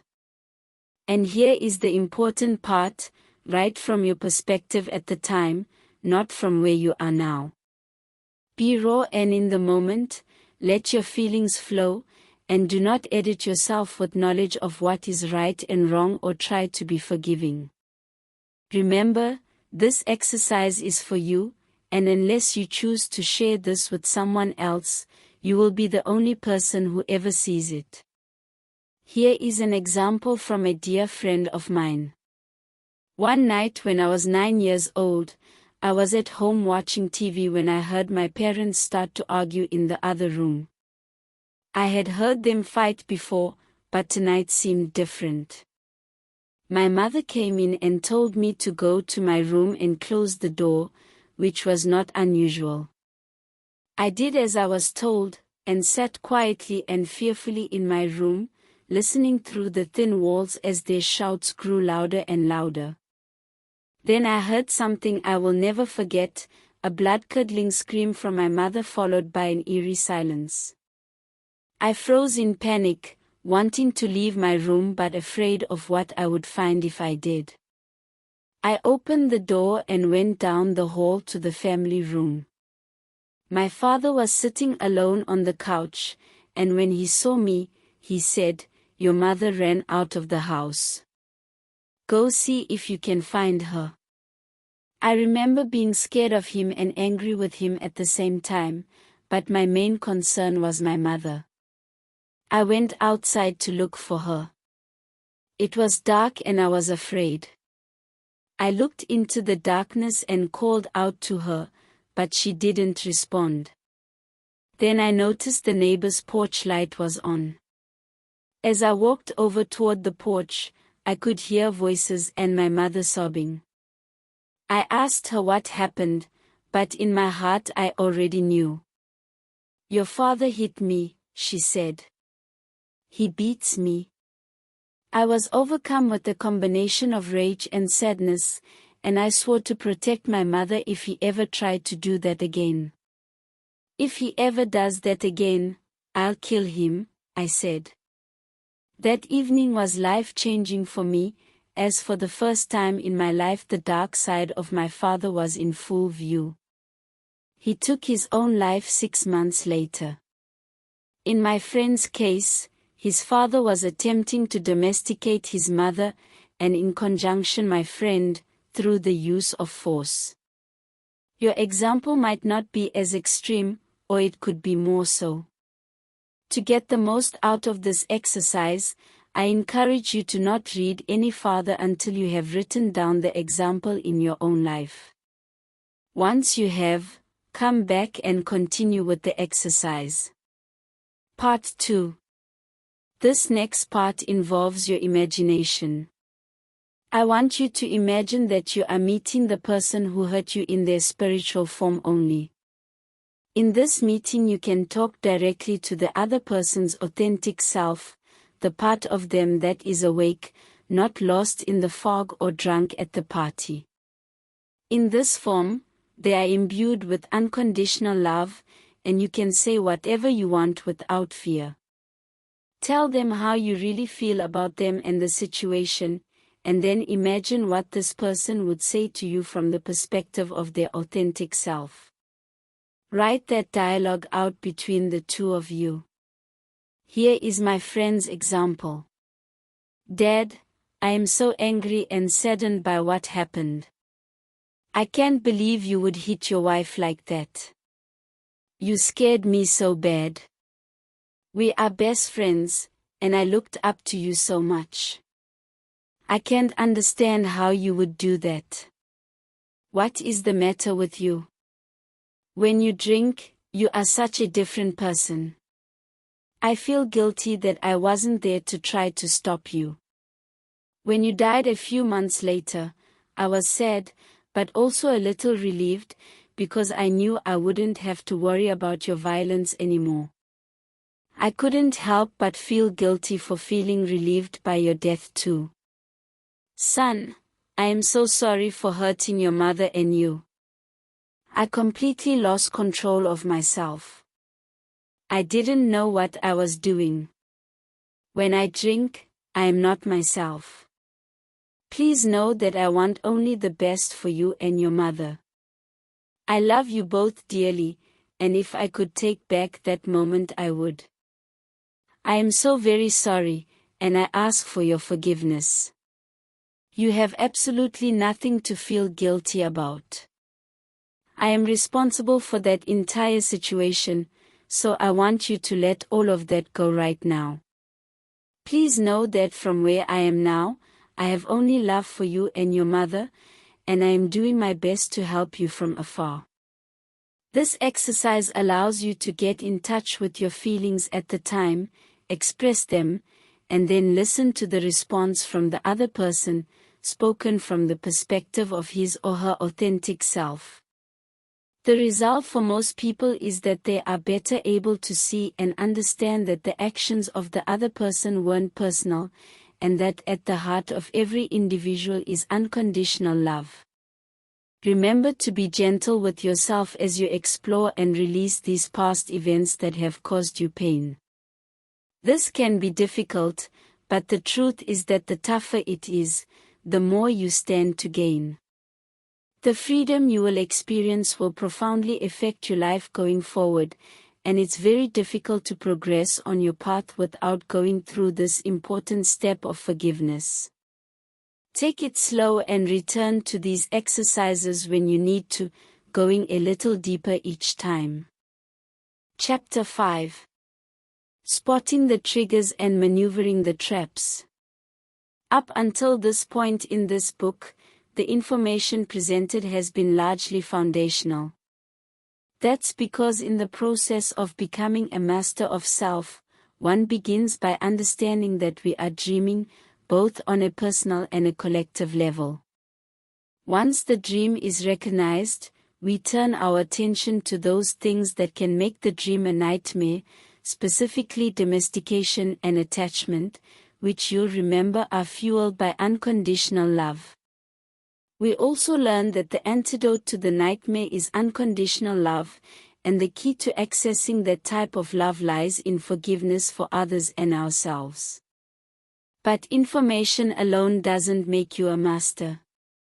Applying the tools does, and this is where we will now turn our focus.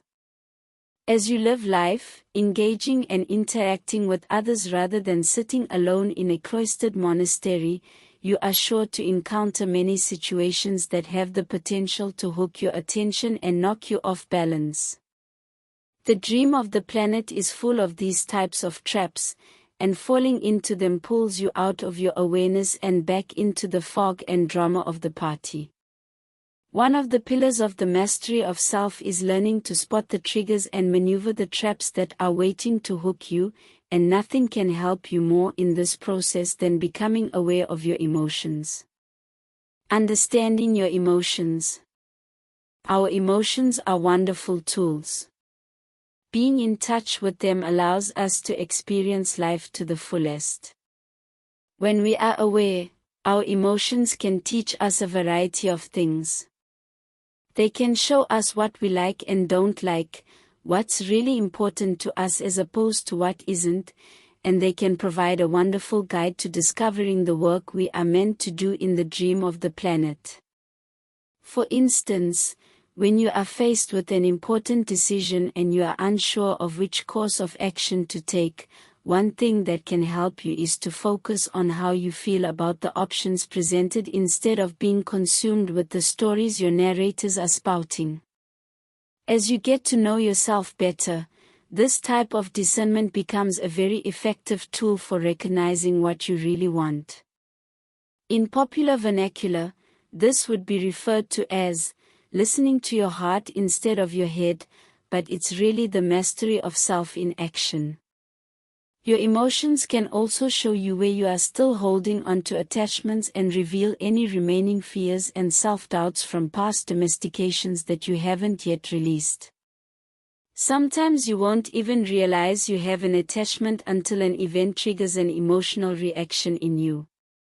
Anytime you feel a burst of anger, frustration, guilt, shame, or any number of other negative emotions, that's your cue to look within and see what is happening. Ask yourself questions like, where is this feeling coming from? When have I experienced this before? What is the source of this feeling? Once you are aware of what's happening inside, you are able to calm yourself and stop the downward spiral before you lose control. While anger is a common emotional reaction, it is by no means the only one. Shutting down, being defensive or passive aggressiveness, feeling guilty or remorseful, or any unhelpful reactions in between are additional ways in which you can react emotionally and lose awareness of your authentic self. Whether your tendency is to be consumed with anger and rage or to sulk silently in the corner, the underlying cause of all of these emotional reactions is always fear, the tool of conditional love. When fear overtakes you and sparks an emotional reaction, your attachments and domestications are now running the show, and unconditional love is cast to the wayside. Becoming a master of self is about noticing when you begin to have an emotional reaction and asking yourself immediately, what am I afraid of?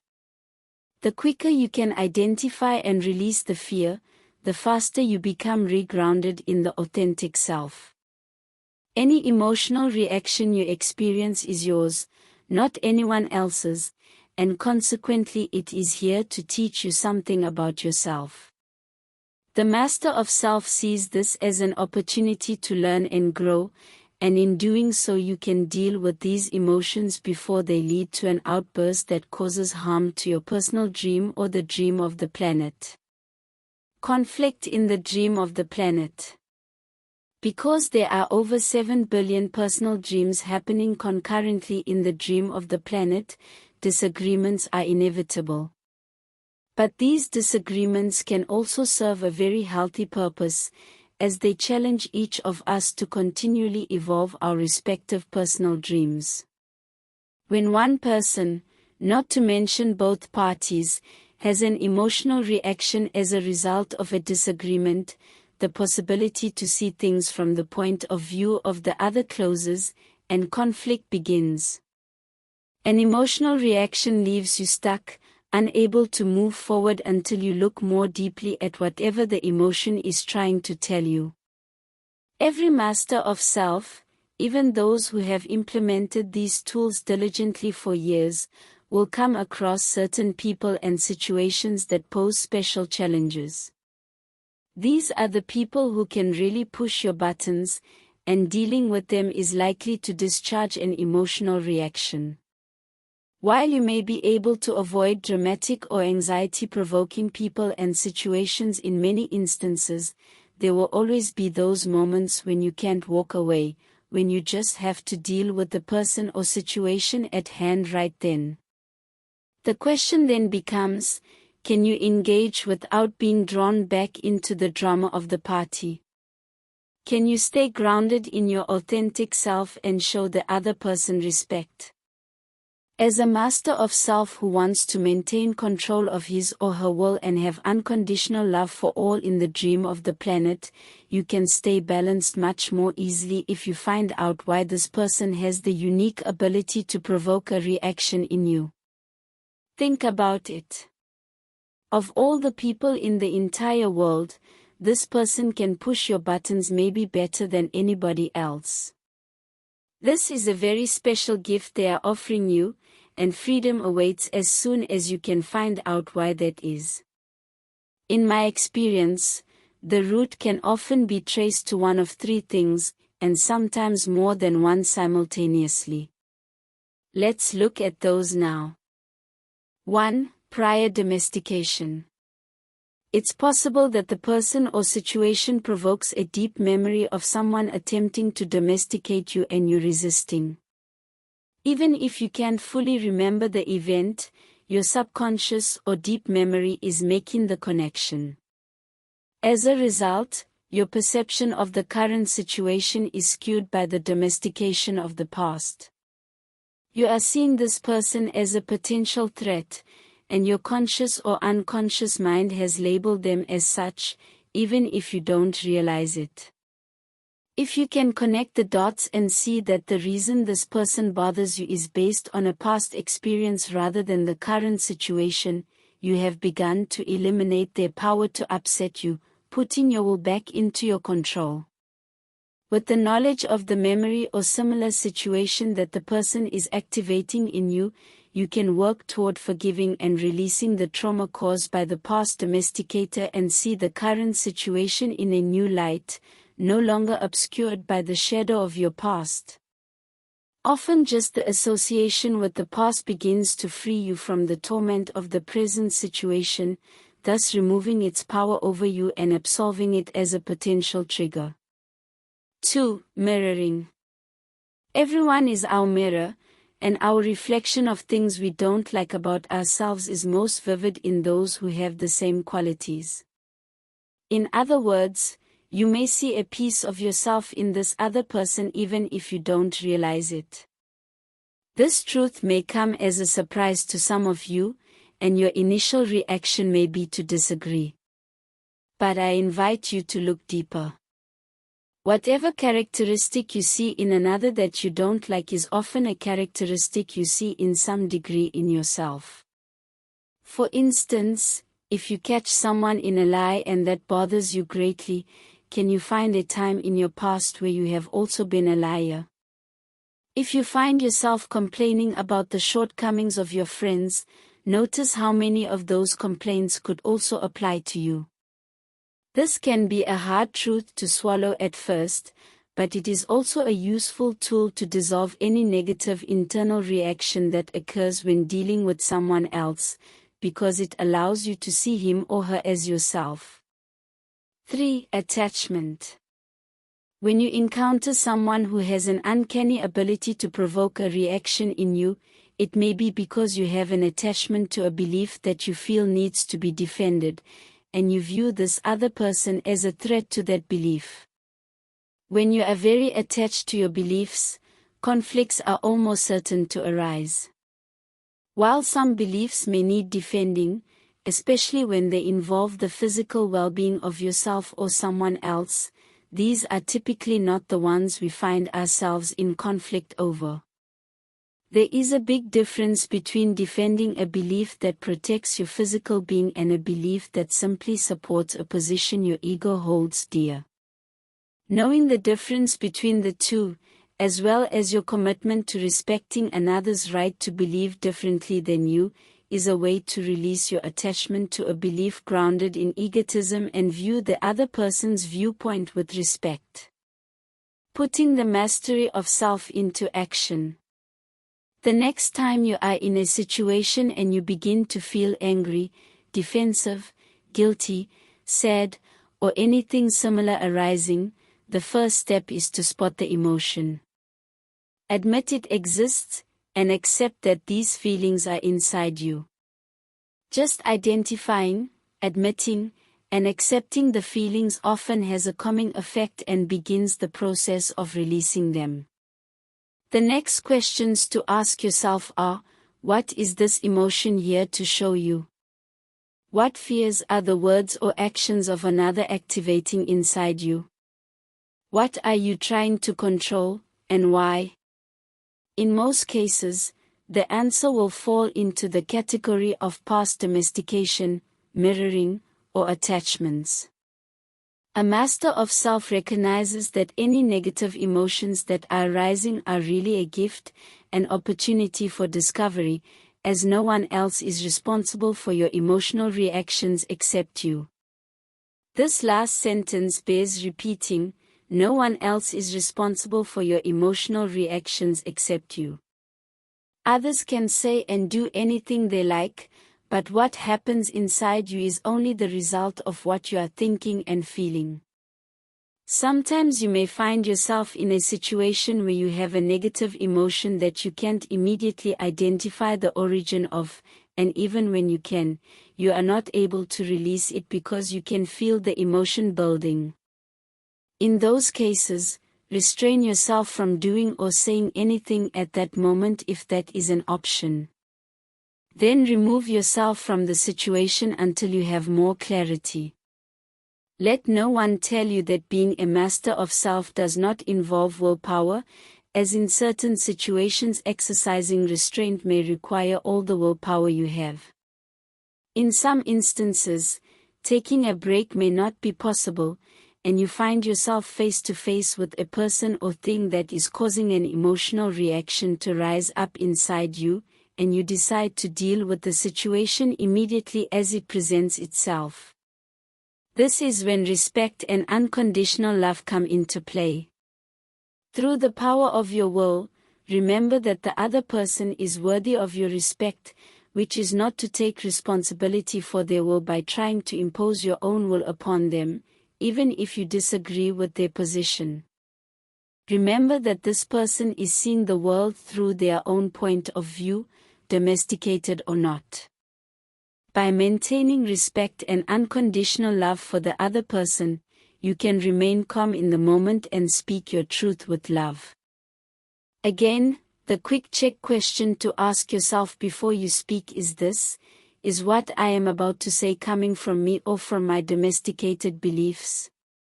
If your statement is trying to impose a condition on the other, then I encourage you to look within and find new words. If you are coming from a place of awareness, whatever words come out of your mouth will be the right ones. Remember, coming from a place of unconditional love does not mean we say things that the other person will agree with or enjoy, but in those moments we remember that we cannot control the other person's perception or reaction, we only have control over ourselves. Sometimes exiting the situation and not returning is the best option to avoid further conflict. When the other person no longer respects you, they will try to subjugate you to their will. To maintain respect for yourself, it is often wise to walk away before your emotions take over and you do or say something you will later regret. Exiting like this is not running from your problems or emotions, but rather a prudent decision rooted in self-care, as engaging further wouldn't be helpful for either party.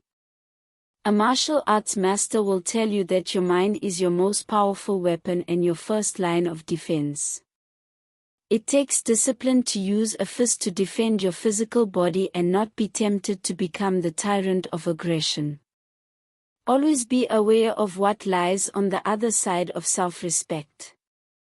The alternative to the above is to allow your emotions to control you, and to lash out in anger, overreact with defensiveness, or anywhere in between. At that moment you are drawn back into the drama of the party, lost in the smoke and fog again. The result of this type of behavior is always the same: you create suffering for yourself and others in the dream of the planet. Modern triggers. The modern world presents some interesting new ways to trigger emotional reactions. I imagine that most of you reading this are familiar with social media sites like Facebook, Twitter, etc., as well as text messaging.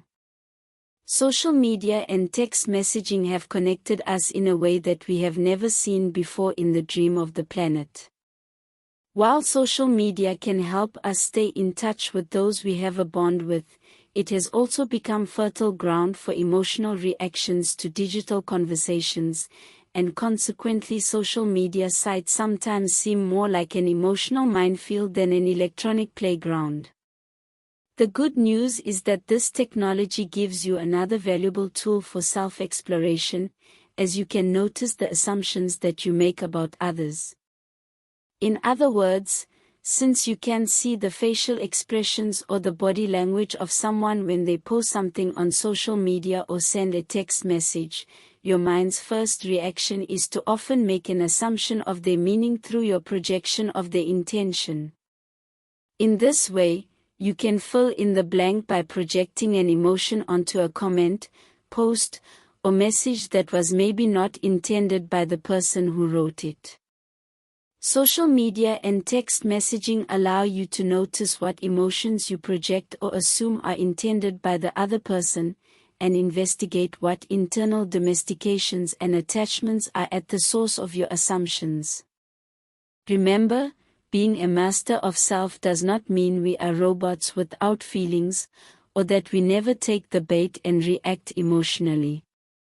But when you give away control of your will via an emotional reaction instead of a conscious response, practicing these tools allows you to recover quickly. Acknowledging that you feel anger, jealousy, resentment, sadness, and such allows you to see the truth of how you feel right now. The realization can take just a second or a night's tossing and turning in bed, but the downward spiral ends the moment you surrender to the truth.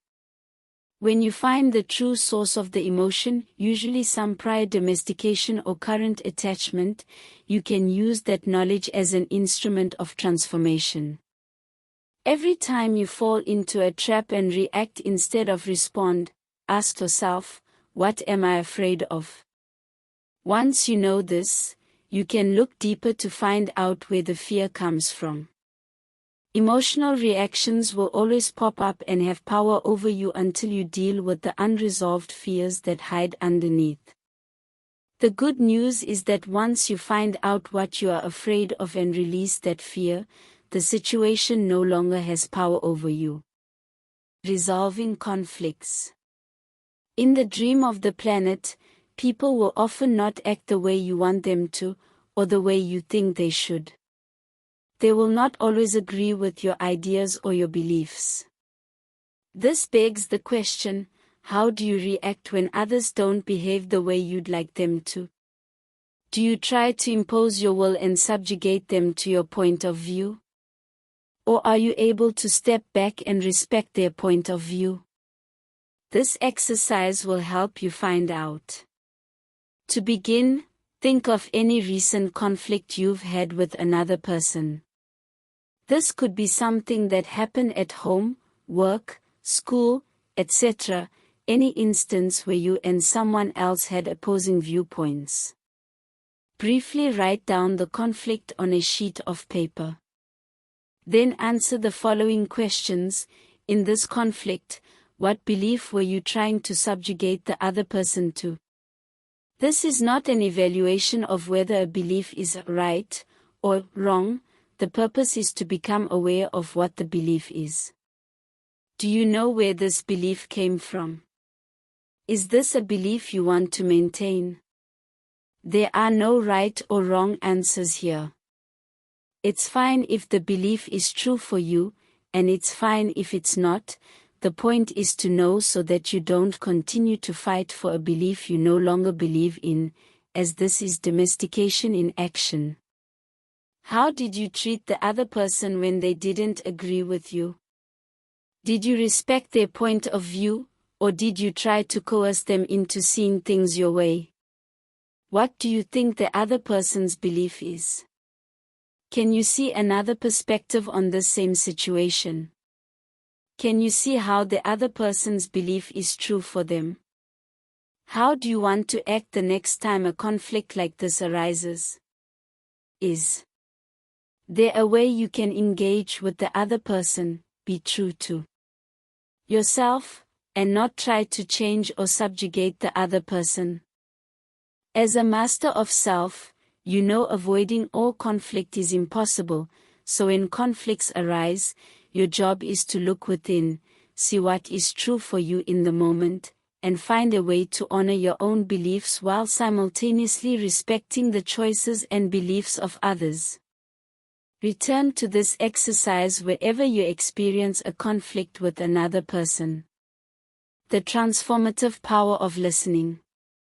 The following exercise will help you stay grounded and in touch with your emotions. The focus is on listening to the people in your life who have different beliefs and values than you. Find someone you are close to and ask them a question on a topic you know you disagree on. Then listen. This is not the place for you to share your own opinions. Just listen. Ask the person to expand on their opinion without challenging or belittling it, and as they speak, be sure to do the following. Look at the person's body language as they speak. Notice how their facial expressions and mannerisms change when they are simply trying to share their opinion versus persuade or convert you. How do you feel as they move between sharing knowledge and persuading? Can you feel the difference within yourself? This is where your reactions to the topic stem from, not their words, but from within. Try to understand where they are coming from. As you listen, keep in mind that they likely have an experience or domestication that colors their worldview. Instead of seeing their view as wrong, try to see where it comes from, and understand their attachments. After all, it does not matter if you are right. Listen without planning your reply. Try to hear what the person is saying without thinking of a reply. If you put your attention on your reply as they are talking, then you are not really listening. By not formulating a response, you are better able to listen without your projection getting in the way. Express your opinion only after the person has finished talking, and only if they ask. First, let the person know that you value their point of view. Next, identify and summarize any points that you may agree on. Doing so is a sign of respect and lets the other know they were heard, and may set the stage for them to show you respect in return. Last, offer your perspective with respect. Notice your own attachments. Finally, use this exercise as a way to listen and perceive the world from a different point of view, whether you agree with it or not, and notice if your own attachments are clouding your view. In other words, could this person be right about any of their points? Feel your emotions. Notice any negative emotions that come up for you while you are listening. For instance, do you experience fear? Anger? Sadness? What is the source of these emotions? If these emotions arise for you, finding their origin is where you will find your gift. If you practice this exercise with your family and friends, it will help you engage others with respect and maintain awareness of your emotions as you do so. If family is too much, then practice with your outer circle of friends and work your way toward your inner circle. Not only will this help you foster respect for others, but you will become more aware of the beliefs and attachments that guide your personal dream. You may also become more open to those who are different than you or who share a different worldview, moving toward acceptance of all others without biases or conditions. Controlling your will. When an emotional reaction starts inside you, not taking the bait and falling into the trap may require all the willpower you have. This Toltec exercise is designed to not only strengthen your will but also calm your mind in the process. Find a chair with a straight back where you can sit with your knees at a 90-degree angle. Choose a safe place where you will not be disturbed, and set a timer for 5 minutes. Close your eyes. Focus on your breath. Do not move for those 5 minutes, not even to scratch your nose or to shift into a more comfortable position. If you move, restart the timer. Do not give in to the temptation to say yes to moving any part of your body. The point of this exercise is to see how strong your will is by keeping your body still. As you are able to reach that time, increase that time if you would like, working your way up to 15 or even 30 minutes. But before increasing the time, consider adding this element to the exercise. Repeat all of the previous steps, but as you sit, imagine yourself alone on a beach, with nothing but the sand, the water, and the sun. Now it's time to run. Imagine yourself running, feeling the sand, the water, and the cool beach air. As your mind fills with this image, you may find yourself wanting to also move your body. Choose to keep it still without pulling yourself out of your exercise. If you get hooked by a chain of thought that takes you away from the beach, or if you move any part of your body, restart the timer and begin again and again until you can go the full 5 or 15 minutes continuously. As you will likely find, strengthening the will of your mind is more difficult than the will of your body. Both of these exercises can help strengthen your will so you can make a conscious choice in situations where you would previously have reacted emotionally. In the next chapter we will take a closer look at all the choices you make, so you can determine if they are a result of your free will or a habit formed by your domestication and attachments. Chapter 6. Breaking the cycle of the automatic. When Europeans first encountered the Native American tribes of the North American plains, they were baffled by a small number of tribe members who acted opposite of the rest of the tribe. These tribe members would ride into battle backward, say goodbye when someone said hello, and constantly do or say things that were the reverse of the normal customs. Unable to see through the fog, these Europeans found these warriors amusing and labeled them clown soldiers. But what these Europeans failed to realize is that these warriors weren't undertaking these actions to entertain anyone. Instead, they served a very special, even shamanic, role in the tribe.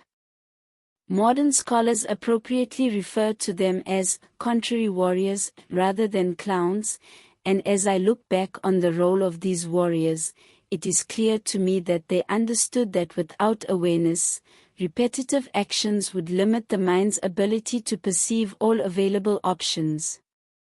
Because these warriors made it a practice to respond to situations in an opposite manner, they constantly challenged the conventional thinking of the tribe, provoking them to examine their agreements and look at all options and possibilities.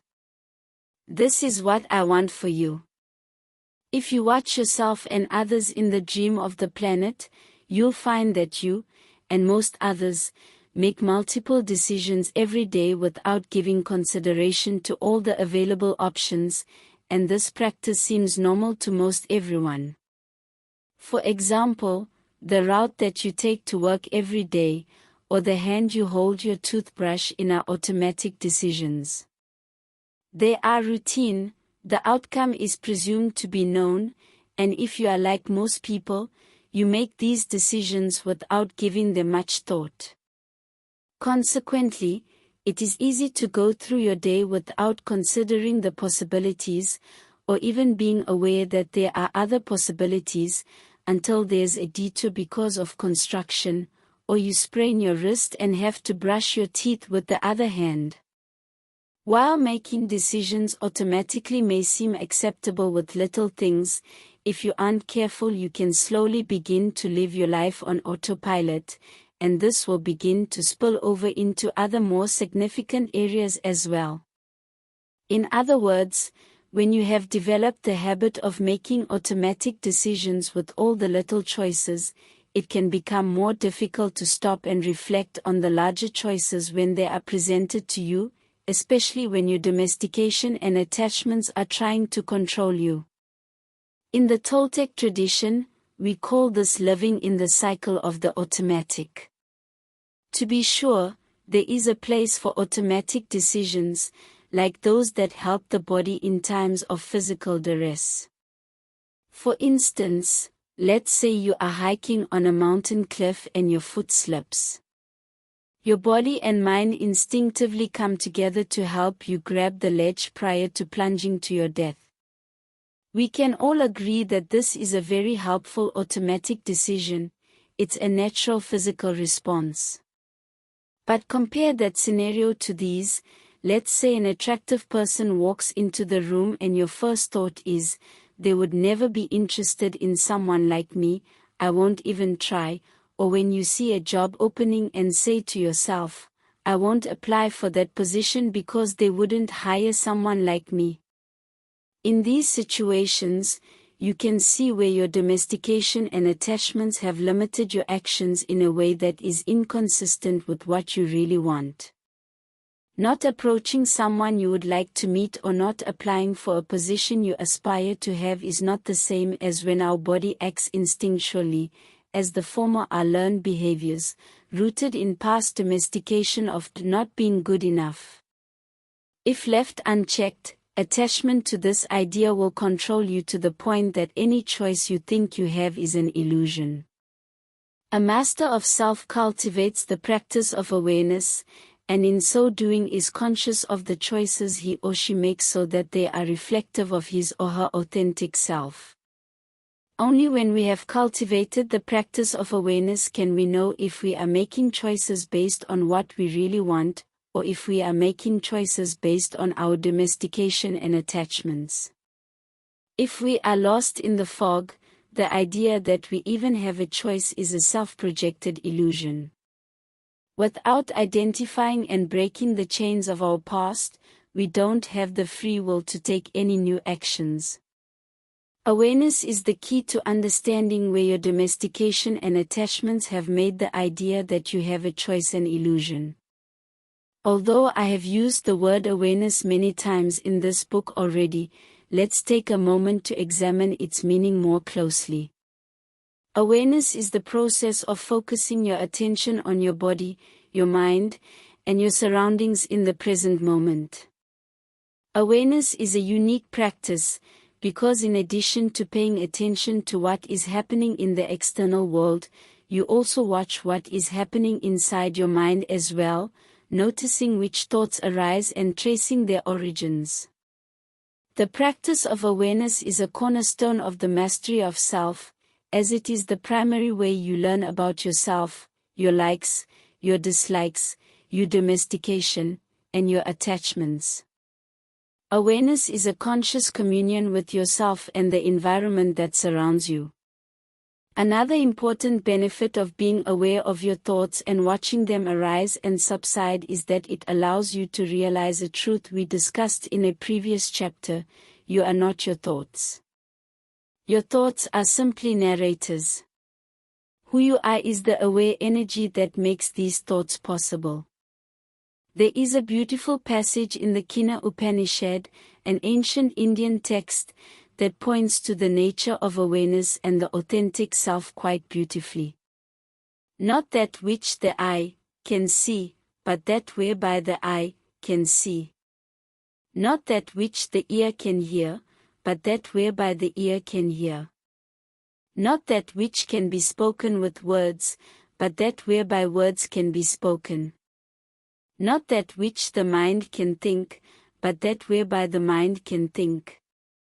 By learning about yourself through the practice of awareness, you are able to make choices according to your true preferences rather than any past domestications and attachments, and this gives you the freedom to exercise your will in the best way to evolve your personal dream and the dream of the planet. Without awareness, your domestication and attachments will corner you into taking actions that conform to the belief systems they have built. This is not free will, as you have given up your personal freedom in order to maintain ideas that were planted in you long ago. When trapped in the cycle of the automatic, you are by definition acting without awareness.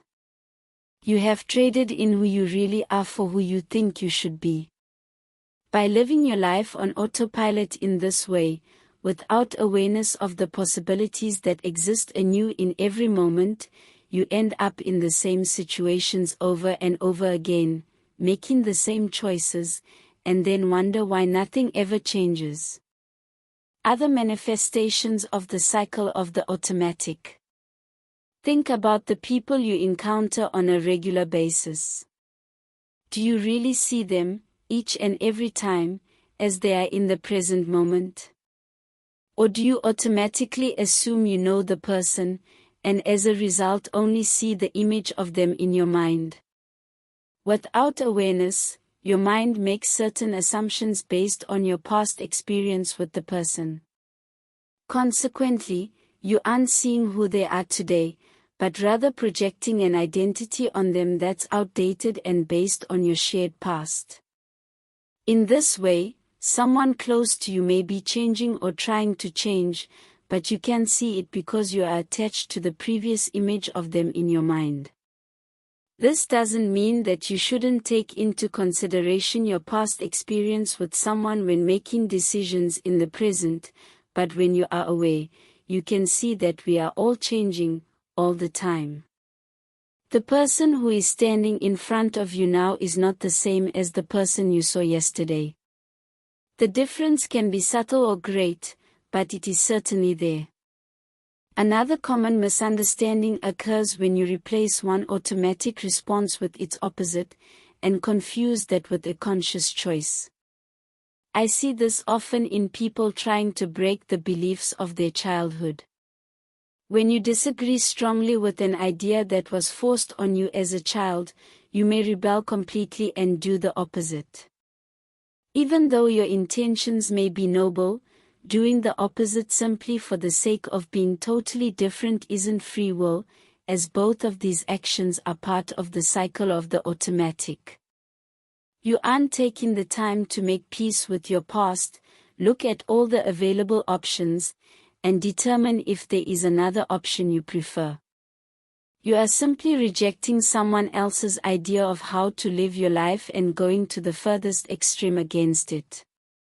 You are still giving power to your domestication, but this time in reverse, letting the opposite choice create an identity for you. Choosing the opposite for the sake of the opposite is often dictated by fear, and any choice that is dictated by fear is not a free choice, no matter how well-intentioned it may be. Once you have reviewed all available options, you may still choose to take the opposite course, but the difference is that now it's a conscious choice, made with awareness, rather than a reactionary backlash, and your actions are governed by self-love rather than fear. Instead of being tied to an automatic decision or its opposite, awareness allows you to be conscious of all the possibilities that are available. You are aware not only of any domestication that is trying to control your choices, but also your reaction to that domestication. With the awareness of both, you are free to choose what makes you happy in the present. The simple act of pausing before making a decision or taking an action, thinking about what you really want in a situation versus what may be an automatic choice, is the first step in breaking the cycle of the automatic. If you simply take a moment to be in the present and ask yourself, what do I really want right now? The answer, in some cases, may surprise you. As you get better at practicing awareness, you learn more about your true preferences, and you build self-confidence in your own will. Conversely, as you become more aware of your current domestications and attachments, you will see where they have led you to make automatic decisions and judgments in your daily life. This is the first step to reclaiming your will and your freedom of choice, as the more you practice awareness, the less automatic your choices and judgments will be. Practice makes the master. Consciously making different choices can be scary. You're leaving your tried and true safe zone and entering into the unknown. Being a master of self does not mean that you may not be afraid when you make a new choice. You absolutely may be, especially when your choice pushes the limits you had previously set for yourself and thereby moves you into a new place. But it's only in the realm of the unknown that true transformation can happen, and making a choice you know you need to make to evolve despite any fear that arises is very different from allowing fear to dictate your choice. This is a self-evident truth that often escapes people. As you begin to practice these tools, it's very likely that on occasion you will fall back into your old habits and make automatic decisions or choose something that isn't in alignment with your authentic self. Remember to be gentle with yourself in these moments, as when you begin to create a new personal dream, there is a natural back and forth dance between automatic responses and awareness, between conditional love and unconditional love, between domestication and freedom. As you learn to spot and release your domestications and attachments, this awareness will more readily guide your decisions. Awareness is the tool to focus your intent and break the cycle of the automatic, and regular practice of this is what will make you a master. Contrary warrior practice. For the next few days, experiment with doing small things in a different way than you normally do. For instance, if you normally brush your teeth with your left hand, try it with your right. Put the opposite shoe on first, drive a different route to work, sit in a different spot on the subway, etc. While this may seem simple, diligently performing this exercise will help you in 3 ways. First, by becoming conscious of all the little choices you have throughout the day, and by taking a path that is contrary to your usual choice, you will train your mind to observe what is happening in the present moment, rather than wander about as it usually does when it deems a choice is unimportant. Second, by making different choices with the little things, some of which you may end up preferring over your normal choice, you prepare yourself to answer the question, what do I really want now? When the larger choices arise. Third, by making different choices with the little things in your life and discovering the variety of possibilities, you step into the unknown, or the only place where true transformation can occur. Developing your awareness skills. There are many things happening in and around you all the time, but you aren't aware of a lot of them because, like many people, you are lost in the stories your narrators are spinning rather than being present in the moment. This is nothing to beat yourself up about, it's simply the predominant condition that currently exists in the dream of the planet. In this exercise, you'll begin to develop your awareness skills by observation. You will need a timer or stopwatch for this exercise, as you will want to do this exercise for 2 to 3 minutes at first, gradually working your way up to 15 to 20 minutes. Read the steps outlined in the paragraphs below 1 or 2 times, start the timer, and then perform the steps in the exercise from memory, based on what you read. Don't worry if you can't remember all the steps. You will get better each time you do the exercise. 1. To begin, sit comfortably in a quiet room. Turn off the TV, radio, or any other device designed to hook your attention. Start your timer, and close your eyes. 2. Next, consciously bring your attention to the present moment. You do this first of all by acknowledging to yourself that for the next couple of minutes you don't need to think about the future or the past. The mind is often resistant to this idea initially, as it loves to spend its time in the past and future. 3. As you sit quietly in the present moment, bring your awareness to your ears and what is happening outside of you.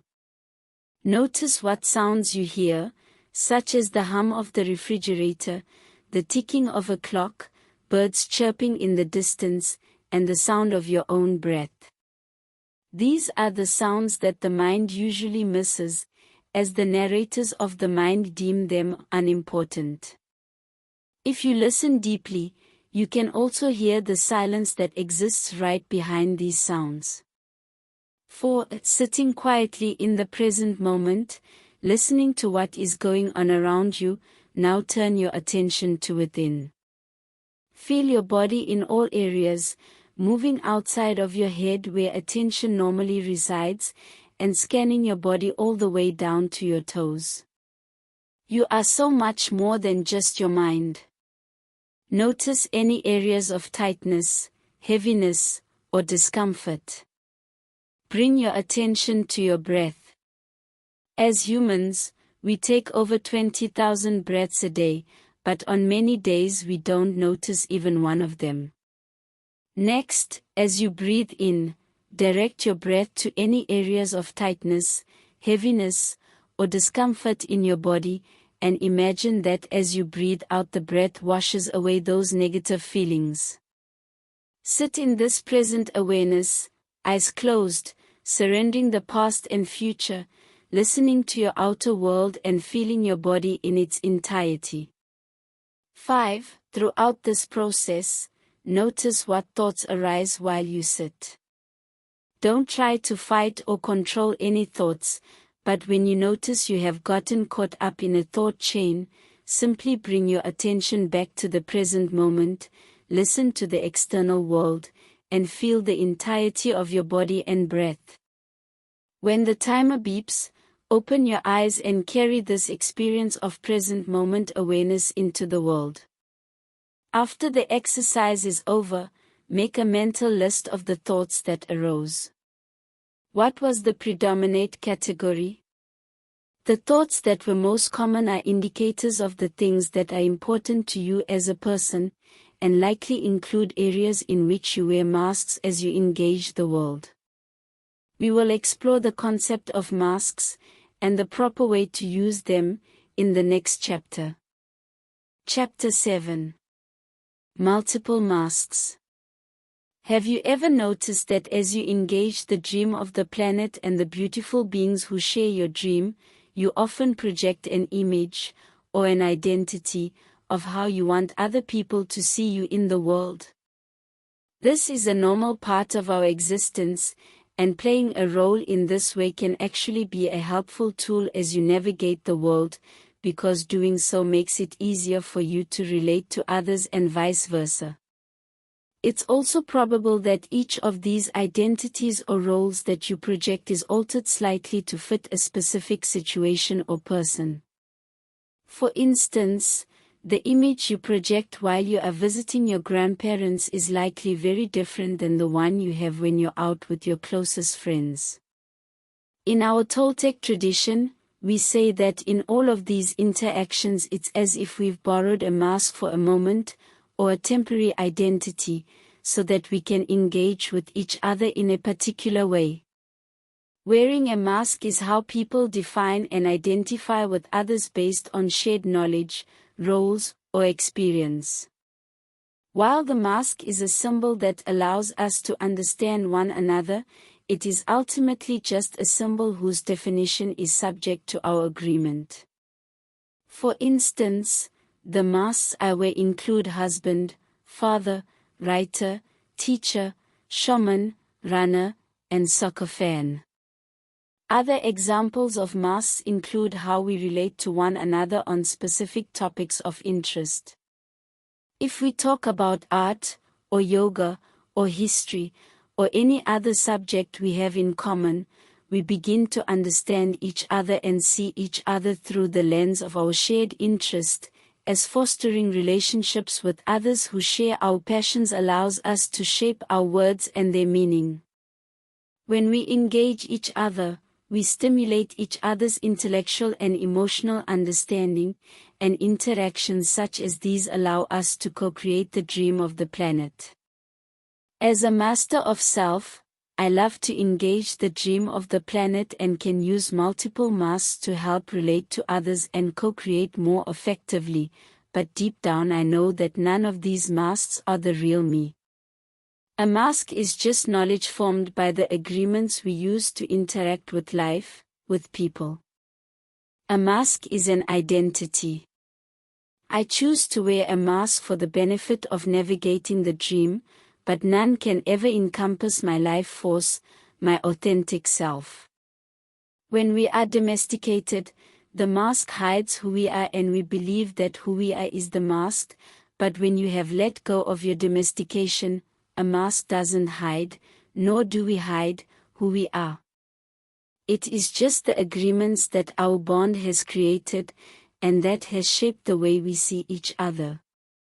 This distinction, that you are not any of the masks that you wear, is vital, because when you believe that any role, identity, career, social status, or interest is who you really are, you have fallen into another trap, and suffering is right around the corner.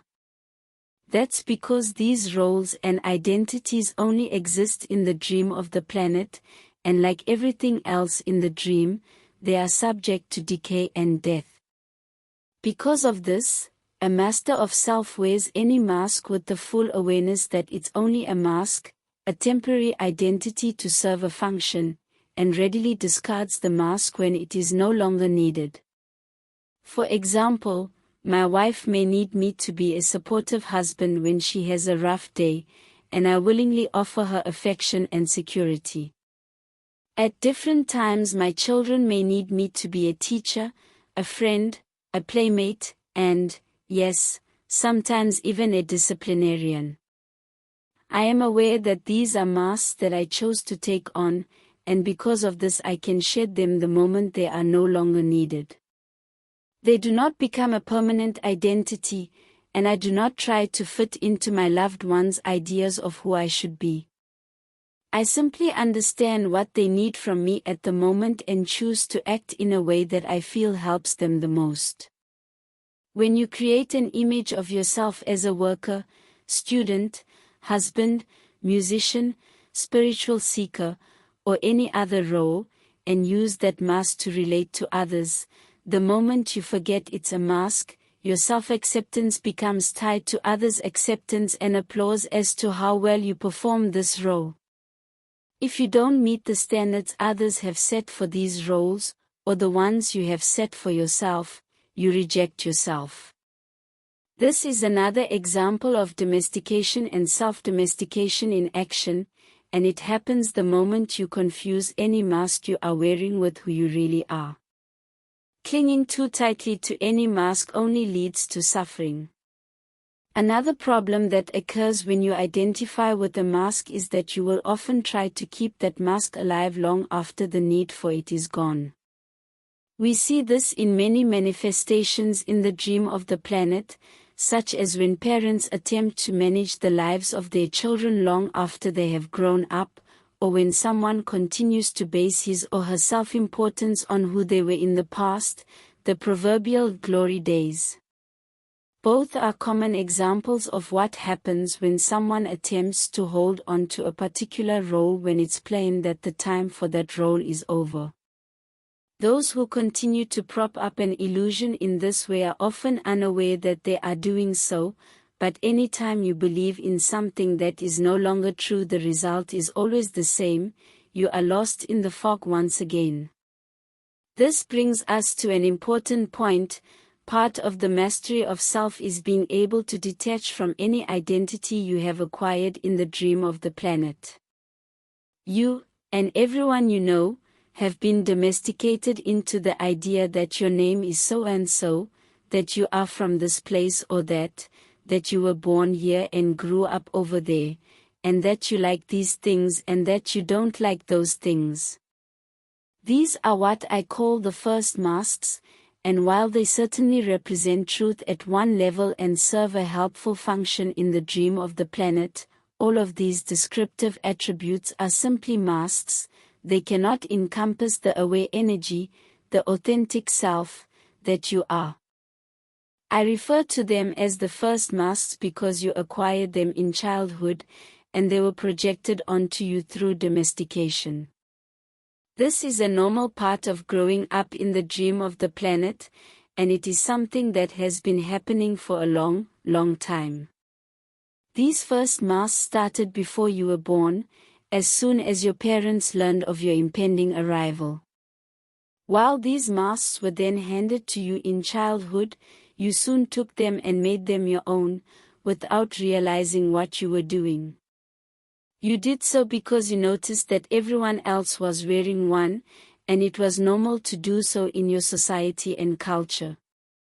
Some of you may have worn a mask you knew was false, forcing it on, in order to be accepted in your family. As time went on, you lost touch with your authentic self, which means that you forgot that the masks you wore were just masks, and you began to believe they were the truth. This is how you became intoxicated at the party, lost in the smoke and fog. When you make the mistake of seeing yourself as this mask, then who you think you are, and what you think you are, becomes confused with the definition of a mask rather than the experience of the authentic self. To be in awareness of the authentic self is to experience oneself as the energy that gives life to your mind and body, the power that allowed you to create the mask in the first place. Now, as a master of self, you are awake and sober to the truth of who you really are. You don't internalize the identity or the story that the mask symbolizes, and as a result you can pick them up and put them down as needed. Shape-shifting. In the dream of the planet, most people you encounter are intoxicated to some degree, and as a result they can see through the smoke and fog. Consequently, they project onto you the image or identity they want to see rather than what is actually there. The identity they assign you is based on their own domestication, attachments, and agreements. As a master of self you recognize this, and it allows you to respect the projection of others, especially when doing so is helpful. This is shape-shifting. Knowing that others project a mask onto you, even when you have decided to remove your masks, allows you to shape-shift with awareness and compassion to suit each situation. 7 billion people will see you in 7 billion ways, and every one of those masks is a single person's understanding of who you are. Your awareness allows you to not believe any one of their projections, because you don't need a mask in order to experience who you are. But you still respect their perception of you. You choose to see each mask as a mirror that will reflect different aspects of you, which you can either learn from or not. A shapeshifter is formless because life is formless. Mind you, knowledge creates and gives us form, thus, a mask gives us form in the perception of another. For instance, let's return to the example of the grandmother and the boy from earlier chapters. Imagine that the boy has grown up and realizes that his grandmother domesticated him into always finishing his meal even when he was no longer hungry. Now that he is awake, he knows that it's better for him and his body to stop eating when he is full, and he discards the notion of it's a sin to not finish your food as a tool of domestication. That's all well and good, until he goes to his grandmother's house for Thanksgiving. As you can imagine, she still projects onto him the identity of her little boy along with the domestication that he needs to finish his food. Because he respects her, he likely won't choose to tell his grandmother, "I reject your domestication and I will not eat any more food than I want." Instead, he sees the love in her intention, and with awareness he can choose to wear a mask at Thanksgiving for her benefit and finish all the food on the plate she provides him.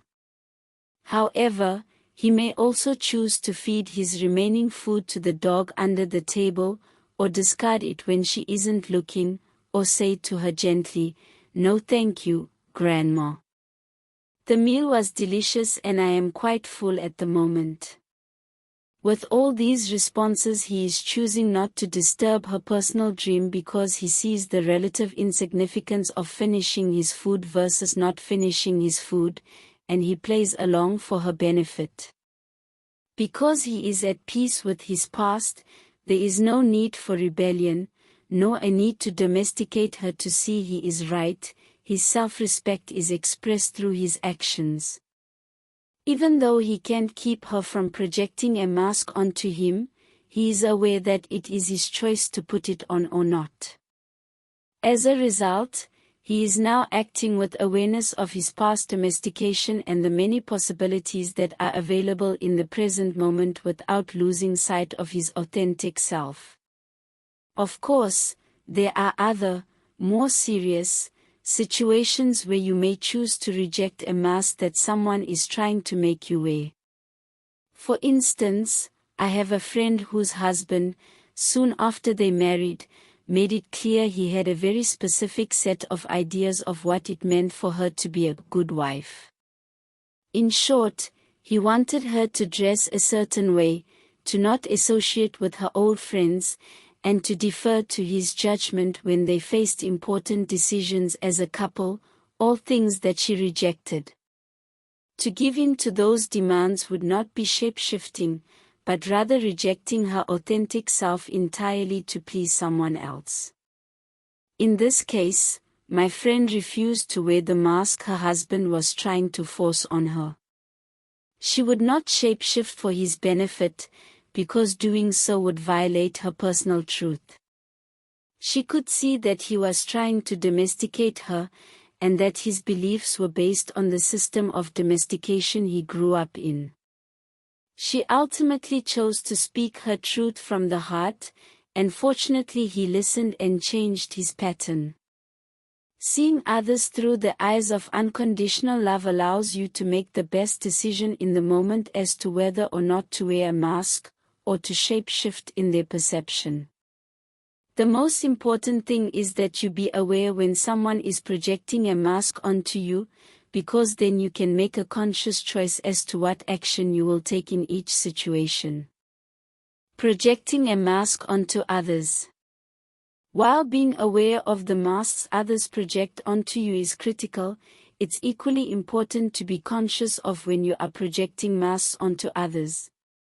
When you project identities or roles onto others, you create a set of expectations for their behavior, and now the fog of conditional love has crept back in to cloud your vision. Through the projection of this mask you create an identity for this person in your mind, and then you judge him or her for not playing the part the way you want. If you are unaware, you can do this with your parents, children, friends, co-workers, or anyone, really. Sometimes the projection can be subtle. This often happens when you assume that because someone feels or behaves in a particular way in one area of life, you think you know how they will feel or behave in another, often entirely unrelated, situation. Spotting and releasing instances like these are what makes you a master of self. For example, I know a woman who I'll call Lisa who recently completed chemotherapy for breast cancer. In the 18 months she dealt with the disease, not only did she fulfill her role as a mother of young children, but she also completed 6 marathons. She is a mother.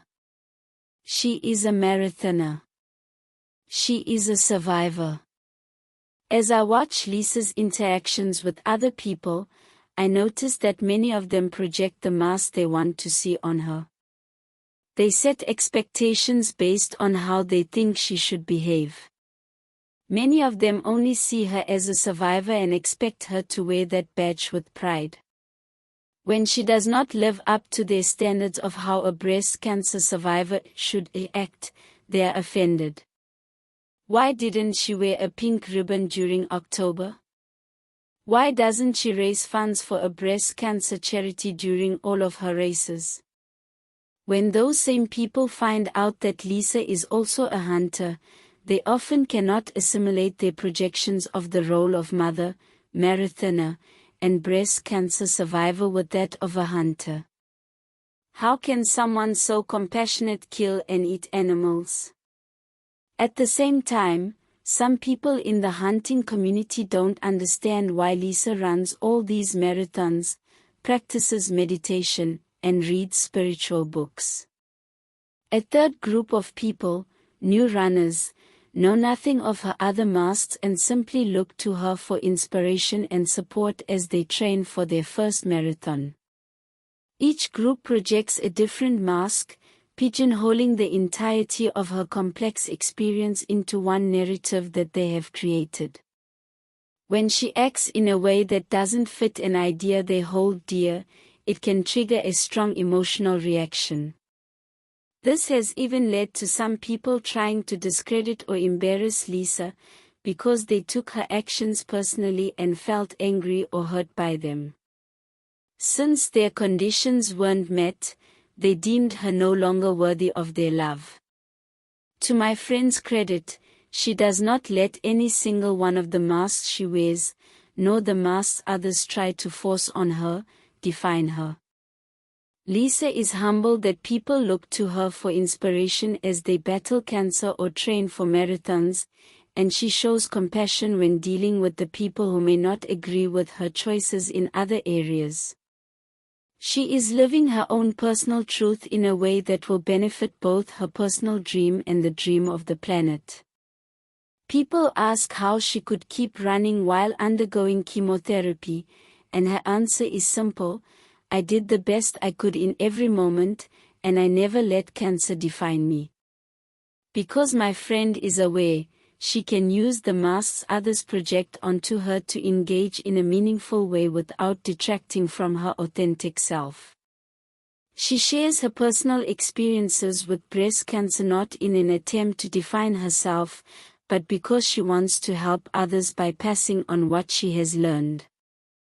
By temporarily taking on the persona of the mask of a cancer survivor without letting it define her, she can remove the mask when the interaction is over. In this way, she demonstrates that she is in control of her actions, a hallmark of a master of self. In summary, one of the greatest temptations you will face as you navigate the dream of the planet is to believe that any mask you wear is real. This is true regardless of whether or not someone else projects the mask onto you, or if you've created the mask for yourself. For instance, if things are going well in your life and you are succeeding at work or accomplishing your goals, your ego may want to create and hold on to the identity of one who has succeeded or accomplished. We will cover the traps associated with this in more detail in the next chapter. Conversely, when things don't go your way, the parasite may scream so loudly that you are tempted to pick up the mask of one who has failed, or isn't worthy. It is in all these instances that your practice of awareness can bring you back to the truth. The real you, the authentic self, is so much more than any mask can portray. Anytime you forget this truth and think a mask is real, suffering and delusion aren't far away. A master of self sees the mask as a tool, and uses the tool effectively when it is helpful to do so.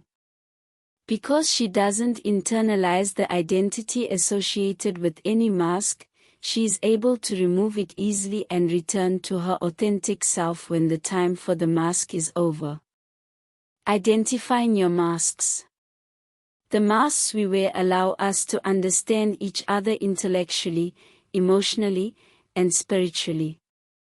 Of all the masks people wear, the ones we have the most trouble detaching from are those associated with specific roles in the dream of the planet.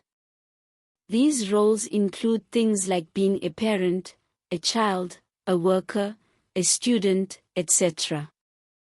Think of all the roles you play in life, and list them on a sheet of paper. The very act of writing them down can help you see them as roles rather than who you really are. Next, examine the list and answer the following questions.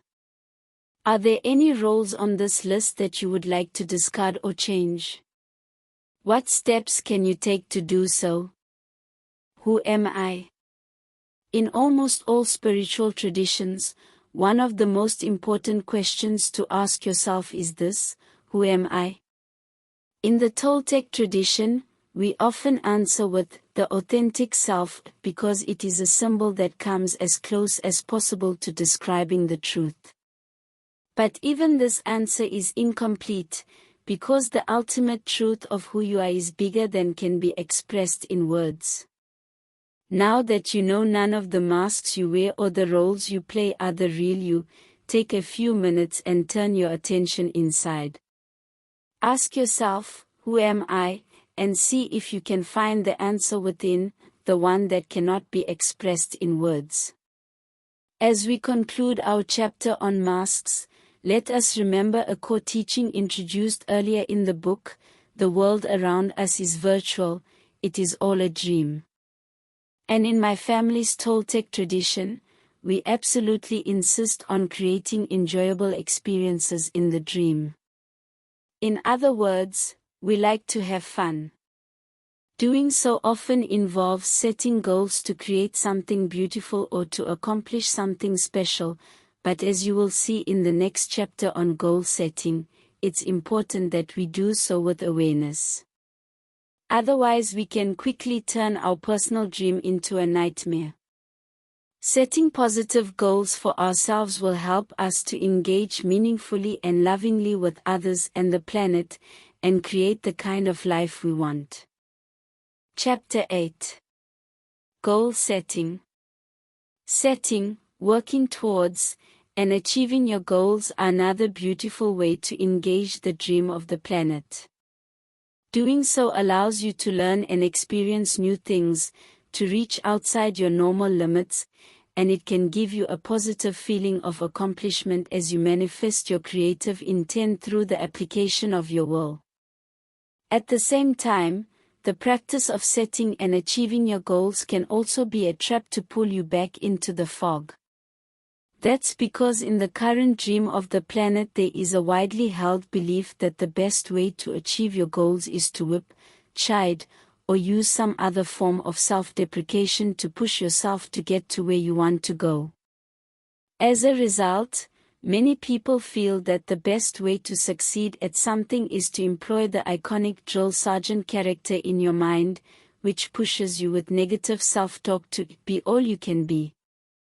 Seen in this light, it's not surprising how many of us have been domesticated to the idea that this type of self-flagellation is the only, and even the most desirable, means of motivation to get what we want. This motivation creates an obsession for an end result so that we no longer feel the pain from the spur of our own rejection. One common way this method is applied is in the area of body image. For example, if you look in the mirror and decide that you don't like the way you look in some capacity, perhaps you think you are overweight, out of shape, etc., the parasite will seize this opportunity and speak loudly, judging your existing beautiful body as insufficient. From this place, if you set a goal to lose a certain number of pounds or change your appearance in some way, because you are doing so in agreement with the parasite's judgments, implicit in that agreement is the condition that you will only love and accept yourself when, and if, you obtain that goal. The process happens so quickly that without awareness you don't even realize you have fallen into a trap. Of course, this practice of setting goals through conditional love is not limited to body image. As soon as you have an attachment to the outcome of your efforts, you've subjected yourself to conditional love. This can happen in any area of your life. The problems with this type of approach are numerous.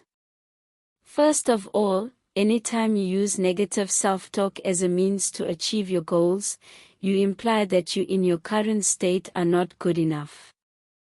This invites the voice of the parasite to come in and take over your mind, this time under the auspice that it is only trying to help you. This is yet another example of how the parasite can be sneaky, interlacing its negative banter with a conditional reward. But as we have seen in previous chapters, the parasite's methods always come with adverse consequences. Secondly, pushing yourself to achieve your goals through negative self-talk leaves little room for self-acceptance and self-love if you don't reach your goal, setting you up for more internal berating in the future. This is the reason why not achieving a goal can leave you feeling worse than before you started. Anytime you use the voice of the parasite to motivate you, any failure to reach that goal just gives the parasite more material with which to berate you. If this occurs on a regular basis, the result is that you will become less likely to set goals or even stop setting them altogether, because on a subconscious level you are actually fearful of what your parasite will tell you if you don't achieve your goal. Anytime you stop setting goals based on fear of failure, it's because the parasite has berated you so heavily in the past that you don't want to go through that experience again. You would rather not try than face the fear of failing and hearing the judgment of your parasite yet again. In addition, anytime you judge yourself for not meeting a specific goal, you also open yourself to being judged by others because you have already implicitly agreed with the judgment. This is also how the great majority of people interact with themselves and others, imposing goals and expectations onto one another and subjugating themselves to judgment if the goal is not reached. This method of goal setting is one of the primary ways that the illusion of conditional love spreads throughout the dream of the planet. In this way, you have rejoined the drama of the party and re-entered the cycle of domestication and self-domestication.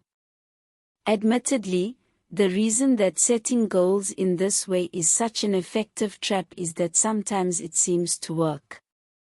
The voice of your inner judge can be a powerful motivator, and it uses the tools of guilt, shame, envy, and a host of other negative emotions to push you to action. But even when this negative self-talk does seem to work, the success is short-lived.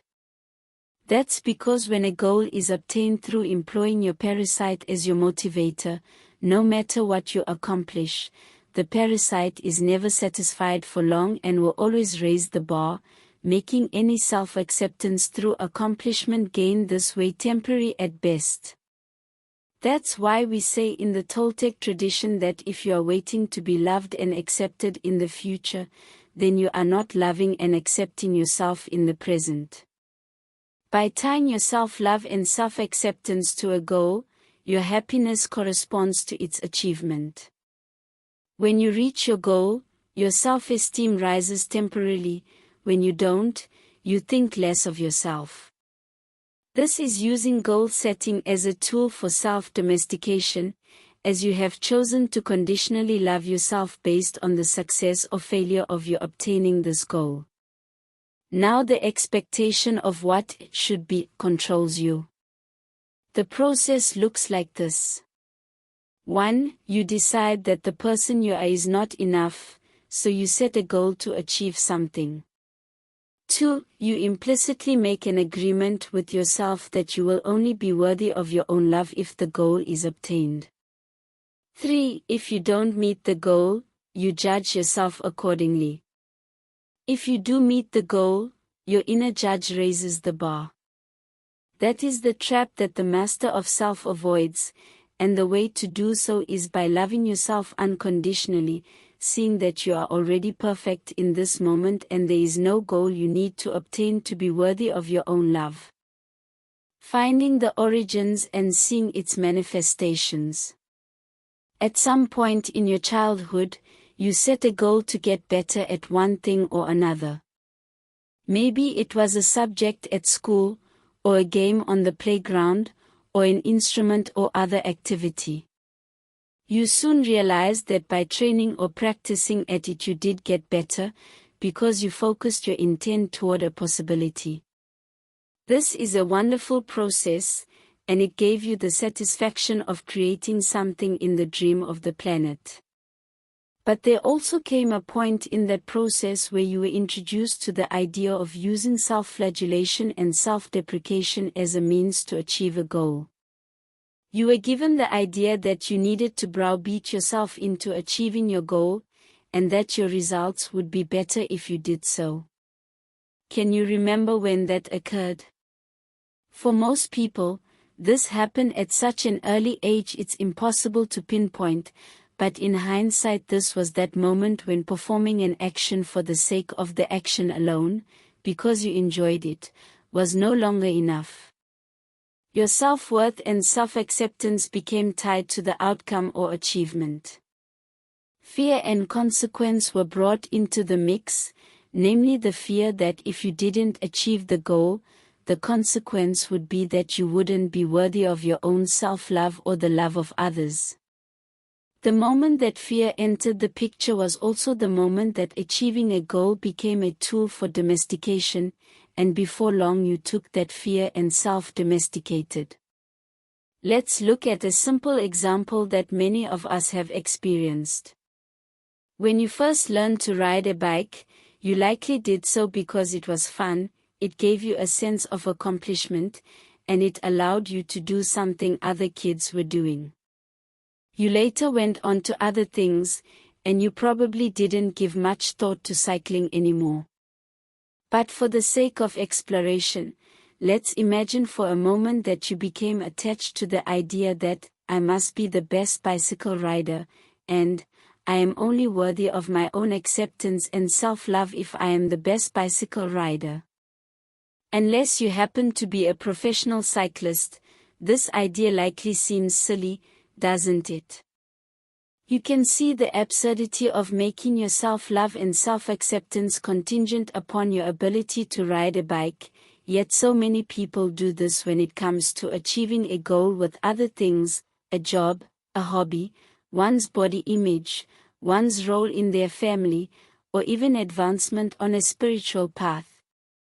This is how something that began as a source of fun and excitement can later become a tool for self-domestication. Self-domestication through goal setting can be very subtle, and spotting it in all its forms is what makes you a master. You may think of goal setting only with definable, everyday tasks, but the implications of this type of thinking go far beyond that. For instance, what goals do you think you need to achieve or obtain in order to be happy in life or to feel complete? Do you need to feel loved by a specific person? Do you need to make a certain amount of money? Do you need a certain amount of praise, recognition, or social standing in your community? Do you think you need to obtain some great spiritual realization? Do you need your body to look a certain way? All of these measuring sticks are subjective, and only have the meaning that you assign to them. But what they have in common is that if you make your happiness conditional on achieving any of them, you have also made them tools for self-domestication. As a master of self, the way out is to remind yourself that you are perfect in this moment and you don't need to do or achieve anything in order to be complete. It's absolutely fine to want to accomplish things in the dream of the planet, to see what your strengths are and see what you are able to do, but as a master of self your priority is to love yourself unconditionally throughout the process of working toward any goal you have set for yourself. Setting goals with unconditional self-love. This can be one of the most difficult habits to change, as most people have been domesticated so severely and so subtly to the idea that negative self-talk is necessary to achieve goals that they have never even considered another way, setting goals from a place of unconditional self-love. But doing so can radically change your personal dream and how you interact with others in the dream of the planet. When you think about something you want to accomplish, or some goal you want to achieve, the first step is to remind yourself that this is something you want to do. You know that in truth, there is no place to go, nothing to do or achieve, because any seeking of perfection outside of yourself is actually a movement away from perfection. Furthermore, you remember that the world around you is a dream, and that you are simultaneously the creator and the created in this dream. From this place of awareness and unconditional self-love, you acknowledge that in your personal dream there is something you want to create, change, or achieve. This is you playing in the dream for the sake of play alone. It is not an effort to fix yourself, or love yourself conditionally. Setting goals in this context is a beautiful and natural process, and the methodology you employ to making these goals emanates from the knowledge of your perfection. Now you are starting the goal-setting process from a place of unconditional self-love rather than fear, shame, or doubt. Any change you want to make or goal you want to achieve is undertaken because you really want to do it, not because of a feeling of inadequacy or not being enough. You aren't changing because of your past domestication or current attachment, but to instead enhance and evolve yourself within the dream with something you love to do. A wonderful benefit of setting goals this way is that when you have unconditional self-love throughout the process, you'll find that a natural self-confidence grows within you as you move along the path toward your goal's achievement. This is a very different type of feeling when compared to pushing yourself from a state of fear, where you are striving to get better because you are afraid of failing. Striving to achieve from a place of fear or lack creates a personal dream clouded in negativity. When your confidence comes from self-love, you find strength in the knowledge that you can perform to the best of your ability and you will enjoy the moment regardless of the outcome. Because your own self-love is not predicated on any particular outcome, it's actually this love for life that is the true source of motivation to give your best effort. As a result, you are now in control of each choice you make along the path. You are open to changing the goal if a change becomes necessary, and because you aren't judging yourself, when other people judge your progress or your abilities, you know that this is a reflection of their dream, not yours. To be clear, this doesn't mean that all the goals you want to achieve will come easily. They actually may require a lot of hard work. The difference is that by setting goals from a place of unconditional self-love rather than fear and self-flagellation, you are more likely to create real and lasting change as well as enjoy yourself in the process of working toward your goal. To explain this further, I would like to share with you an example from my own life. A few years ago, I looked at myself in the mirror and said, "Miguel, you are perfect.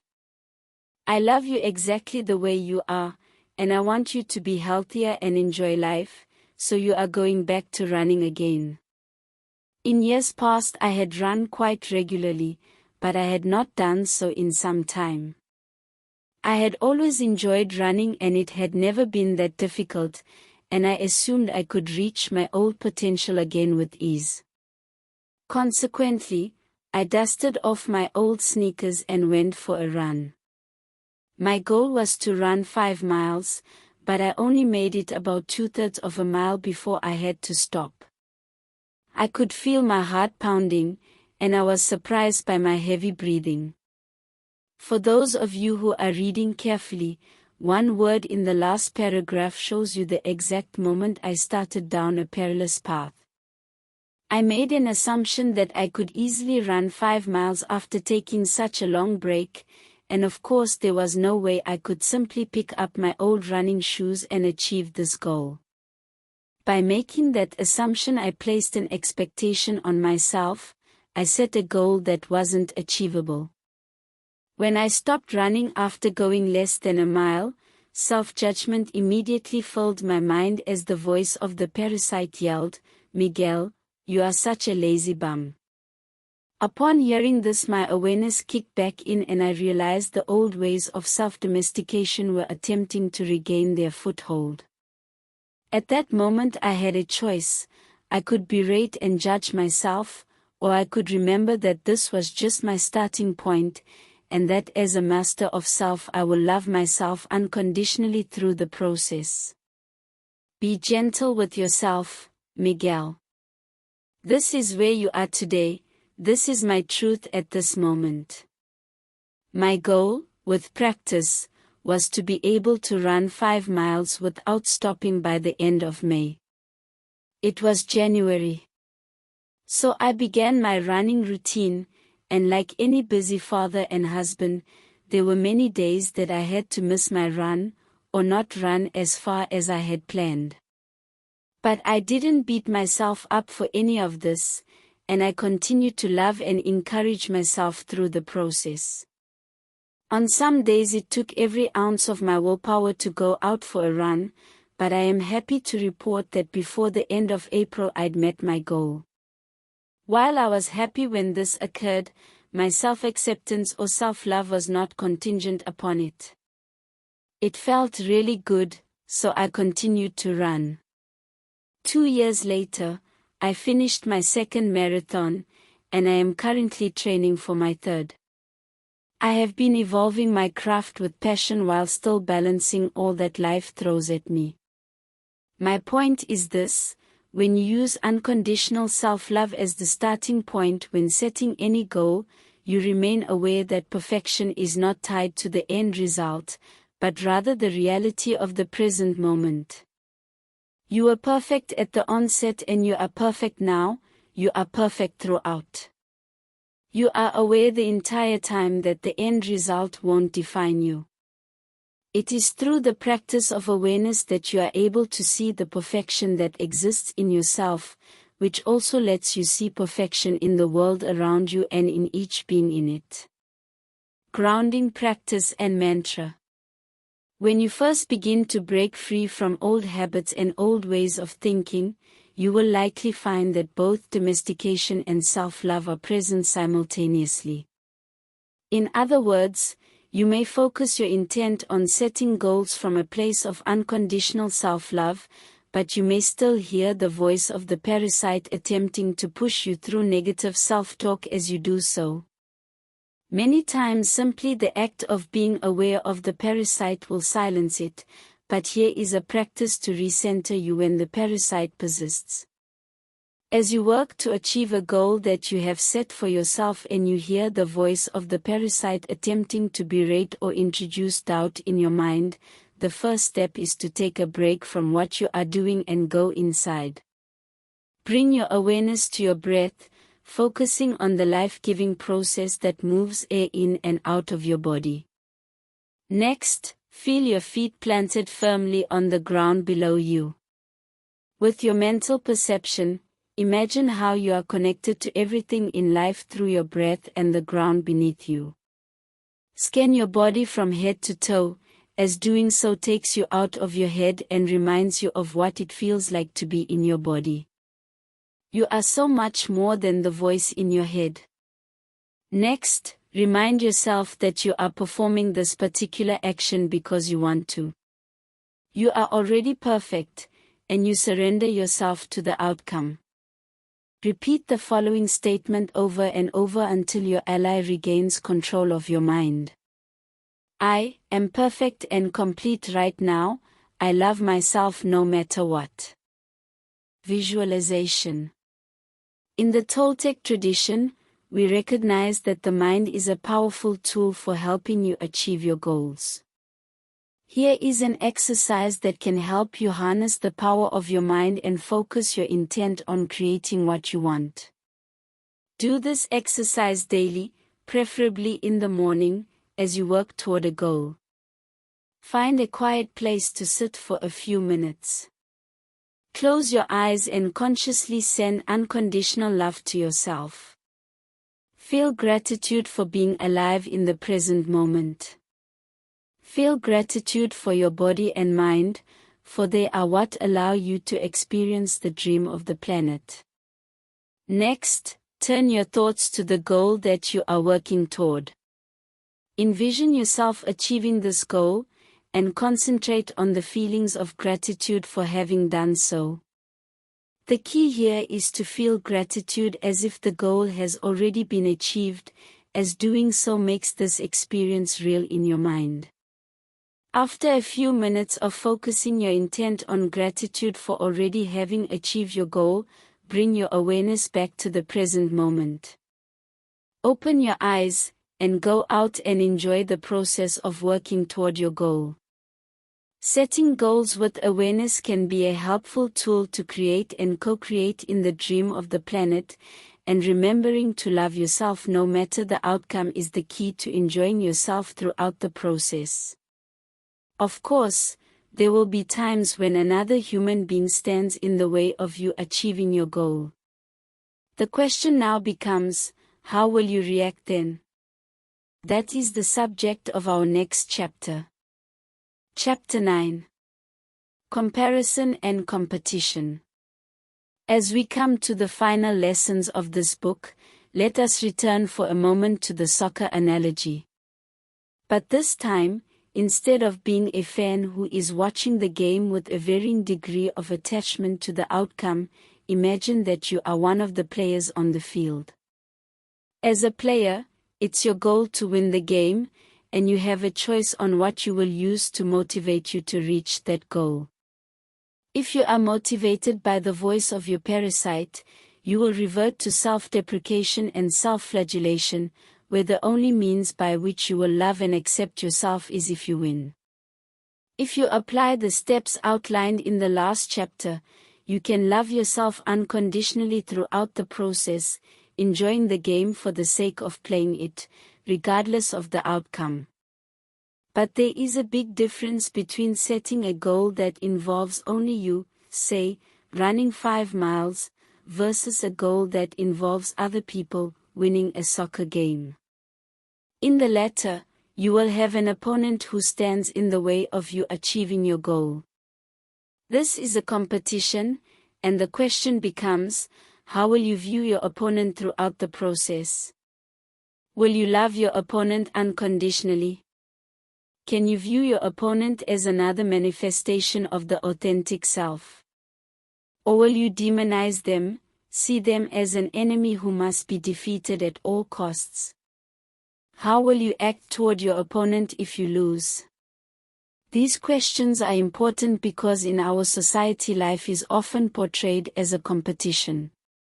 If you look around, a prolific message that is communicated via movies, TV, books, and especially advertising in all its forms is that all of the things you want in life are in limited supply, be that love, happiness, friendship, a job or career, beauty, money, or material possessions, and because of this limited supply you had better do everything in your power to acquire yours before someone else does.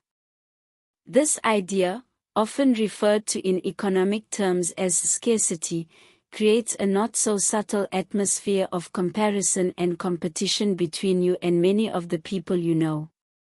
This idea of scarcity, and the subsequent competitive mindset, is so prevalent that it's difficult to spot in all its forms. For instance, when you first meet someone, notice if you start to compare yourself to him or her based on the things that are important to you as an individual. Do you assess the other person's physical appearance in comparison to you? Do you estimate their material wealth, education level, or social standing in comparison to yours? Or perhaps you question whether the person is more spiritual than you are. The modes of comparison differ depending on what's important to you, but the act of comparing almost always leads to competition, even if the competition only resides in your mind.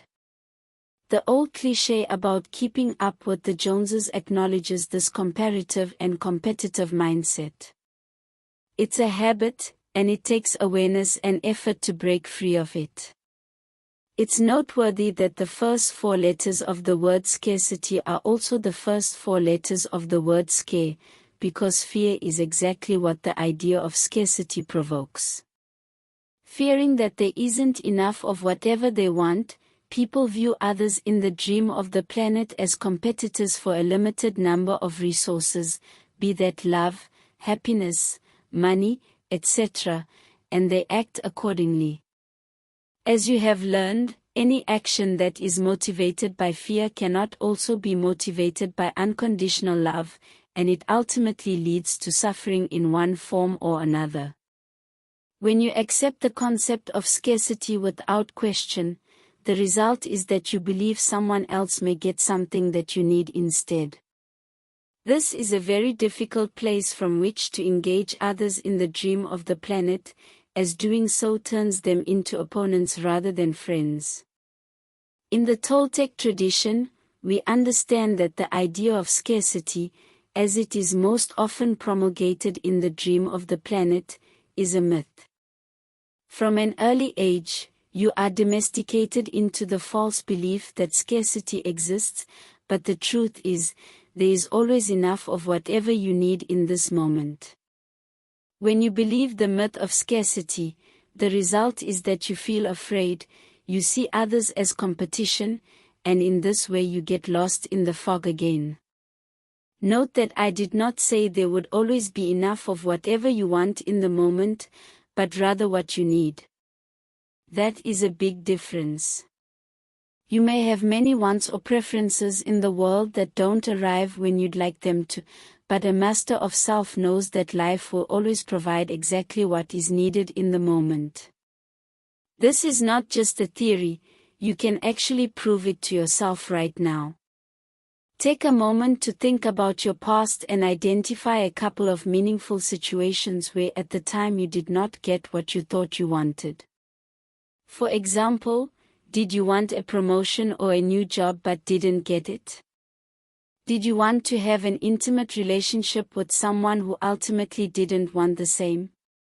In each situation that you identify in your own life, what happened instead?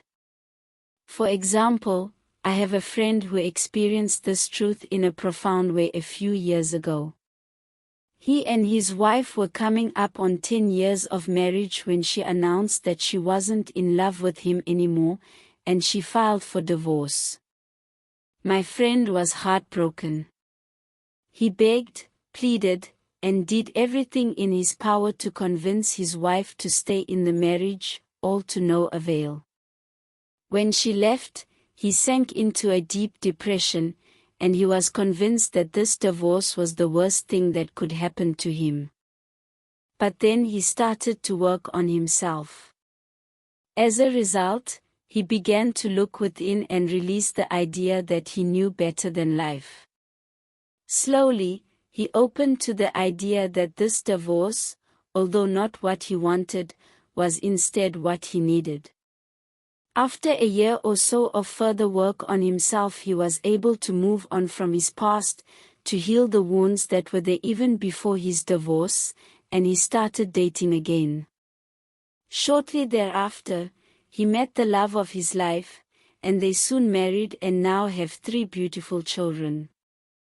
What's especially remarkable about this story is that my friend's first wife did not want children, and although my friend did, he was willing to give up that dream in order to be with her. In hindsight, he is so grateful to his first wife for leaving him, as otherwise he would not have his precious children and the fulfilling relationship he now enjoys with his current wife. As my friend's experience demonstrates, sometimes there needs to be a certain amount of distance between you and the event before you can see the truth of this teaching. But if you look closely at the situations in your past when you didn't get what you wanted, you'll likely find that you got exactly what you needed instead. Even when the end results of a situation don't demonstrate this as clearly as they did in my friend's case, a master of self finds the inner strength to embrace this principle with an open heart. When you live your life from a mindset of trust rather than a place of fear, the result is that you stop trying to force or control the people and situations that are happening around you and instead surrender to whatever life brings. This doesn't mean you don't try to change things when it's within your power to do so, but as a master of self you are adept at identifying the situations that are beyond your control, and in those instances you trust and surrender to whatever the moment brings because you know you will receive exactly what you need. Because you no longer believe in the concept of scarcity, you know that the place for competition and opponents exists in games only, not in daily life. You no longer compare yourself to others, nor see them as competitors. You simply do your best, and your passion will be evident in your efforts. Success is the natural consequence of doing something you love to do. Closely related to the concept of scarcity is an idea we have already discussed at length, the notion that somehow you are flawed, broken, unworthy, or, at best, simply not enough. I bring it up again now because the ideas of scarcity and that you are not enough actually work hand in hand to keep you trapped in the fog. Think about it for a moment. If the person you are is flawed, broken, or not enough, then it is unlikely that you will be able to acquire the things that you need because they are supposedly in limited supply. The combination of these untruths creates an environment where conditional love thrives through the vehicles of comparison and competition, and the result is the fear that you will never be enough, and that you will never have enough. The idea that you are not enough is an ancient one, as it has been postulated in myths and legends since the beginning of recorded history. The story of the Garden of Eden and original sin are good examples. I find it amazing how many people in the dream of the planet have been domesticated into believing that they have some sort of inherent internal deficiency, and it is this belief that the parasite uses to take over your mind. Of all the false ideas that you have been domesticated to, the idea that you are not enough may be the most damaging, so let me be absolutely clear on this matter: you are more than enough. You are perfect and complete exactly as you are. You are not flawed, broken, damaged, or irredeemable. Much of the suffering you experience is self-inflicted, and it can be traced back to believing this untruth. This feeling of unworthiness is the primary reason you withhold unconditional love for yourself. The most effective thing you can do to bring about change in your life is to let this flawed idea go. Once this false belief is replaced with unconditional self-love and self-acceptance, the myth of scarcity crumbles, and comparison and competition with others ends in its wake. Perfection is something that is completely free of flaws. But the thing is, we define what a flaw is with our agreement. There is no such thing as a flaw in the world, just in the agreements that we make in the dream of the planet, and that is an illusion. Thus, everything in life is perfect.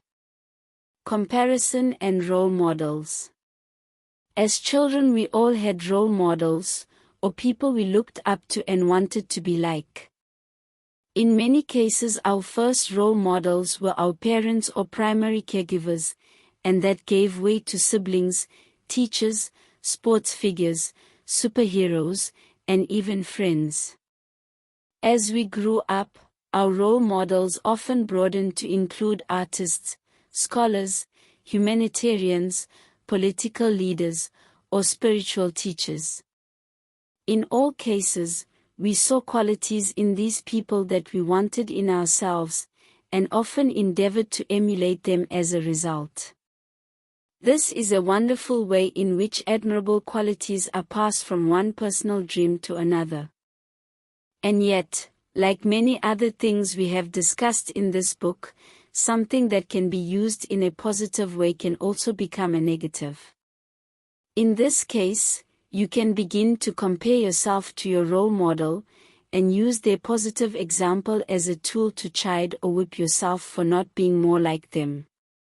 You create conditions on your self-love based on a desire to be like someone else. For instance, let's say that one of your role models is Mother Teresa, the famous Roman Catholic nun from the 20th century who moved from Europe to India at the age of 18, founded a religious order, and devoted the rest of her life to helping the sick and the poor. There are many reasons to admire and emulate this special woman, her acts of unconditional love, tolerance, charity, and selflessness, just to name a few. However, without awareness, you could also begin to use her example to judge yourself as inadequate, saying something like, "I'm not helping enough people," or, "I am not as good of a person as Mother Teresa." The minute you do this, then instead of looking at the qualities she exhibits as inspirational, you have now started the unhealthy process of comparing yourself to her, and using that comparison as a reason to go against yourself. In this way, the parasite has slipped in the back door and regained control of your mind. Think about the absurdity of this for a moment. This is the last thing that Mother Teresa, or any other truly positive role model, would want for you. When you catch yourself comparing your life to that of a role model and then admonishing yourself for not being more like them, that's your cue that the fog has crept back in and clouded your vision. Instead of comparing yourself to others and deciding that you are insufficient, use your role models' examples as motivation to bring the qualities you admire in them to fruition in your own everyday life. In my own case, I have a good friend who is close to qualifying for the Boston Marathon, as he can run 26.2 miles in 3 hours and 30 minutes. I look up to him as a runner and as a great human being, but the moment I begin to compare myself to him and his results, I am once again domesticating myself with someone else's achievements, and forsaking myself in the process. Instead, I celebrate his success just as much as I celebrate my own. I ran a marathon in 5 hours, 57 minutes, and I celebrate the fact that I finished it. Instead of comparing my time with his time, I look within at all I have accomplished, of how much I enjoyed doing it all. This allows me to enjoy my own craft, to enjoy the opportunity one have to do something I love to do, and to evolve my skills with my passion. I will learn from my friend, and many other runners, and enjoy our camaraderie. Another trap related to role models occurs when you mistakenly believe that a single role model or teacher has all of your answers. A situation like this can often occur on a spiritual path, especially when you first start to wake up and emerge from the smoke and fog. Admittedly, depending on the level of your prior domestication and attachment, it may seem like a role model or teacher does have all your answers, as you are just starting to find your own way. But as the initial bud of your awakening blossoms, you soon realize that in reality you have all your own answers, and any role models or teachers you engage with are only there to point you on the way back home to yourself. This doesn't mean that you don't seek the help of others when the way gets difficult. We all need help from time to time. But the difference is that as a master of self you know that on the deepest level, everything you need is already inside you. With a perception of abundance rather than scarcity, you allow yourself to be inspired by the talents and successes of others. As a master of self, you are forging your own path, creating your own journey to your own inner evolution. You are grateful for the lessons from your role models and teachers and you are inspired by their examples, but you don't compare yourself to any of them, nor do you want to be just like any of your role models, because you are completely content with the person that you are. In the end, you understand that you are unique in your experience of life because no one else knows life from your perception but you. It is liberating to become aware that you only control your own will, and this knowledge allows you to enjoy everything you experience and do. The harmony and peace that the Toltec warrior felt in the opening paragraph of Chapter 1 comes when you realize that there is no need to work so hard to be someone you think you should be, because you are already perfectly yourself. The I am is an experience of life, not a symbol or model that you have to attain. In this way, the inner war is over, again, and again, and again. As a master of self, peace reigns. The following exercises will help you put the lessons from this chapter into practice. Mudita. In the Buddhist tradition there is a concept known as mudita, or sympathetic joy, which is the practice of having joy in the accomplishments, achievements, and good fortune of others.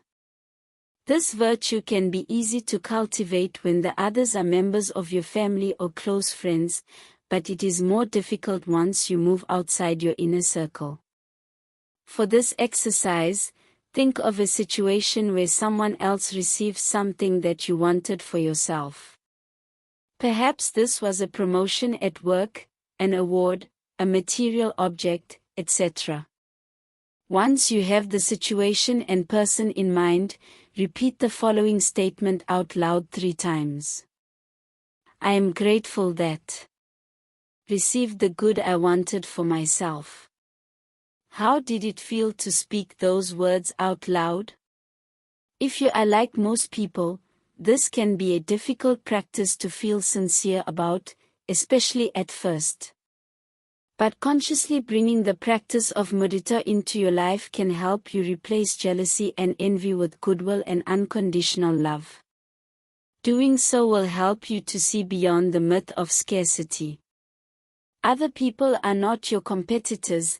Everyone gets exactly what they need in every moment, and this includes you. Going forward, as you engage others in the dream of the planet, become aware of your internal reactions when you are in a situation where someone else receives something you wanted for yourself. Notice if you feel jealousy, envy, or fear, and use that as an opportunity to practice mudita. Role models. Step 1. Think of the many role models you have had in your life and make a list of all the qualities you saw and admired in these people. List the qualities only on a sheet of paper, not the names of the people. Some examples might be honesty, generosity, tolerance, skill, peacefulness, discernment, etc. Make the list before proceeding to Step 2. Step 2. Recall what we discussed in Chapter 5 about mirroring, where someone who gets under your skin usually possesses a quality you see in yourself that you don't like. Well, the opposite is also true. Look back at the list of your role models' qualities. Now write your name at the top of this list. You possess all of these qualities. Otherwise, you wouldn't have been able to recognize them in others. You may not have the skill of your role model in certain areas, but you have the ability and the potential to forge your own way if you choose to work toward that. Step 3. Knowing that you already possess these qualities that you admire in others, what qualities do you think others would admire in you? How do you think others perceive you? Does that match up with the list you made, or are they different? Let your inspiration lead you forward. My wish for you. Throughout this book you have learned various ways to identify and release your domestications and attachments. You've learned how doing so can help silence the negative self-talk that produces suffering in your personal dream and replace it with unconditional self-love and self-acceptance. When you bring the spirit of unconditional love to your interactions with others in the dream of the planet, you see them through the eyes of compassion and you respect their choices even if they differ from yours. Through the power of forgiveness, you are able to move past the harm caused by others and see that they were doing the best they could at the time. In these ways, you are doing your part to create harmony in the dream of the planet. You have also learned about the power of masks, the art of shape-shifting, and how you can shift for the benefit of another as long as it doesn't violate your personal truth. You are able to set goals that are consistent with what you really want, and you love yourself throughout the process of working to achieve them. In the end, you know that you are already perfect and complete, more than enough, and you will always receive exactly what you need in every moment. While you are grateful for the lessons you have learned from others, you now have the confidence to walk your own path because you know that everything you need is already inside of you. Because you recognize the suffering that domestication and attachment cause in yourself and others, you no longer try to control those around you with anger, guilt, or sadness in order to force them to believe or act the way you think they should. You respect everyone's ability to make their own decisions, which means you don't project onto them a mask of who you think they should be. Because you accept yourself for who you are now able to accept every other person for who they are. This is a dream that we are co-creating. We are learning from each other and respecting every person's individual perspective. No one is more important than anyone else. Engaging from this place of mutual respect for all beings makes it the best world possible.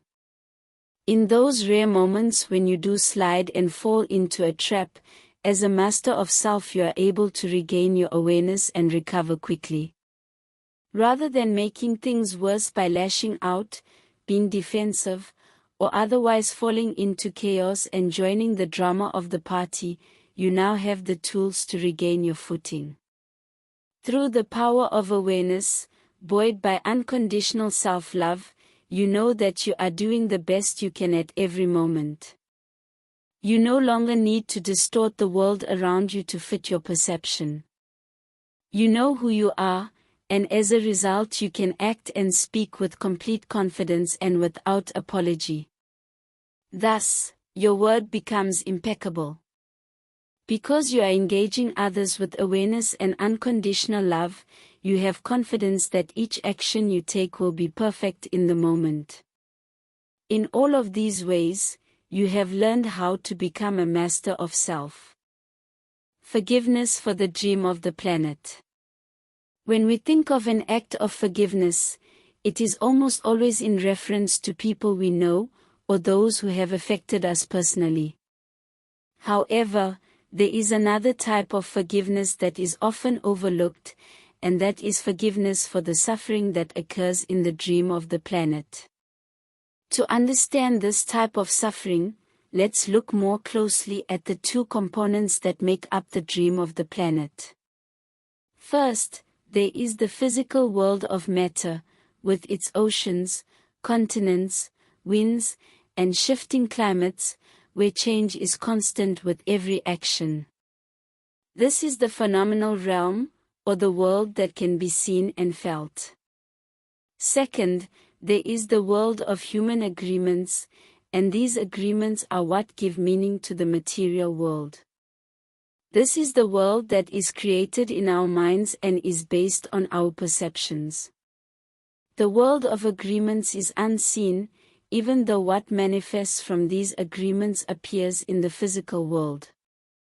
While the physical world appears to move on its own, the world of human agreements by definition requires our participation. Let's look at two important events to emphasize the difference. The first happened on December 26, 2004, when a tsunami in the Indian Ocean killed thousands of people in an instant. It was a tragic loss of life, but it is understood as something that happened via the movement of the earth, without any human agreement. While the outcome is heartbreaking, there is no one to blame for an event like this. Compare that to another event that occurred 3 years earlier, on September 11, 2001, in the United States. This also resulted in the catastrophic loss of human life, but the cause was dramatically different, as in that case the impetus was a human agreement. Tragically, many people lost their lives because one group felt that it needed to subjugate the world to its vision of virtue with violence.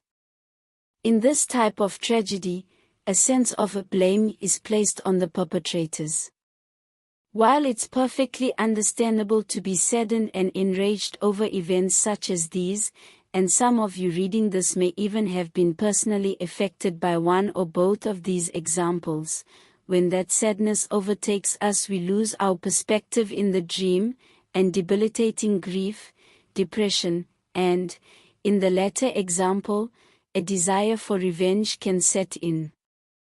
In either case, getting lost in the sadness can trigger us to take a negative attitude toward the world, saying or thinking things like, "There is no use trying to improve the world," or the world is a terrible place. If you take this route, the fog has crept back in, as you are now living in your imagination, filled with fear and despair, and the dream of the planet has become a nightmare. You are taking the events of the world personally and letting them define you and your thinking. You have forgotten that during these tragedies, many people stood up to help the victims and survivors. Communities came together to heal one another. While it's completely normal that both of these tragedies would evoke sadness, there comes a time when we move past the loss and choose to forgive the world for these events. You do so because holding on to the negative emotions generated by these events keeps you from evolving. That does not mean you forget what happened, it means that you don't want events like these to cloud your awareness and keep you trapped in the fog, unable to see the beauty that is all around you and keep you from co-creating the dream. Furthermore, a master of self understands that those who commit acts of violence, including gang members, terrorists, abusers, manipulators, and others, are actually the most domesticated and attached people in the dream of the planet, since they have lost their ability to see the humanity of another living being. They are blackout drunk at the party, blinded by their belief system. They are so completely controlled by ideas that they can no longer see the humanity of their brothers and sisters. To be clear, forgiveness does not mean apathy. Forgiveness in this context means that in order to create a harmonious dream of the planet, you understand that you are only responsible for you. You choose to let go of the anger and hurt in order to bring peace to your personal dream, and in that way you actually help the dream of the planet, so that one day tragedies that occur as a result of human violence can be found only in history books. For a master of self, peace comes with forgiveness, by letting go of any poison that you're holding on to. If you let that poison drown you, then you become part of the cycle that has brought suffering into this world. To forgive the dream of the planet for the darkness is to forgive any place of darkness within ourselves. Even when others make a choice to construct the dream of the planet by creating a nightmare, you know how to end the nightmare within yourself. Every time you choose to forgive, you heal the infected wound that causes you to cower in fear and hide behind anger.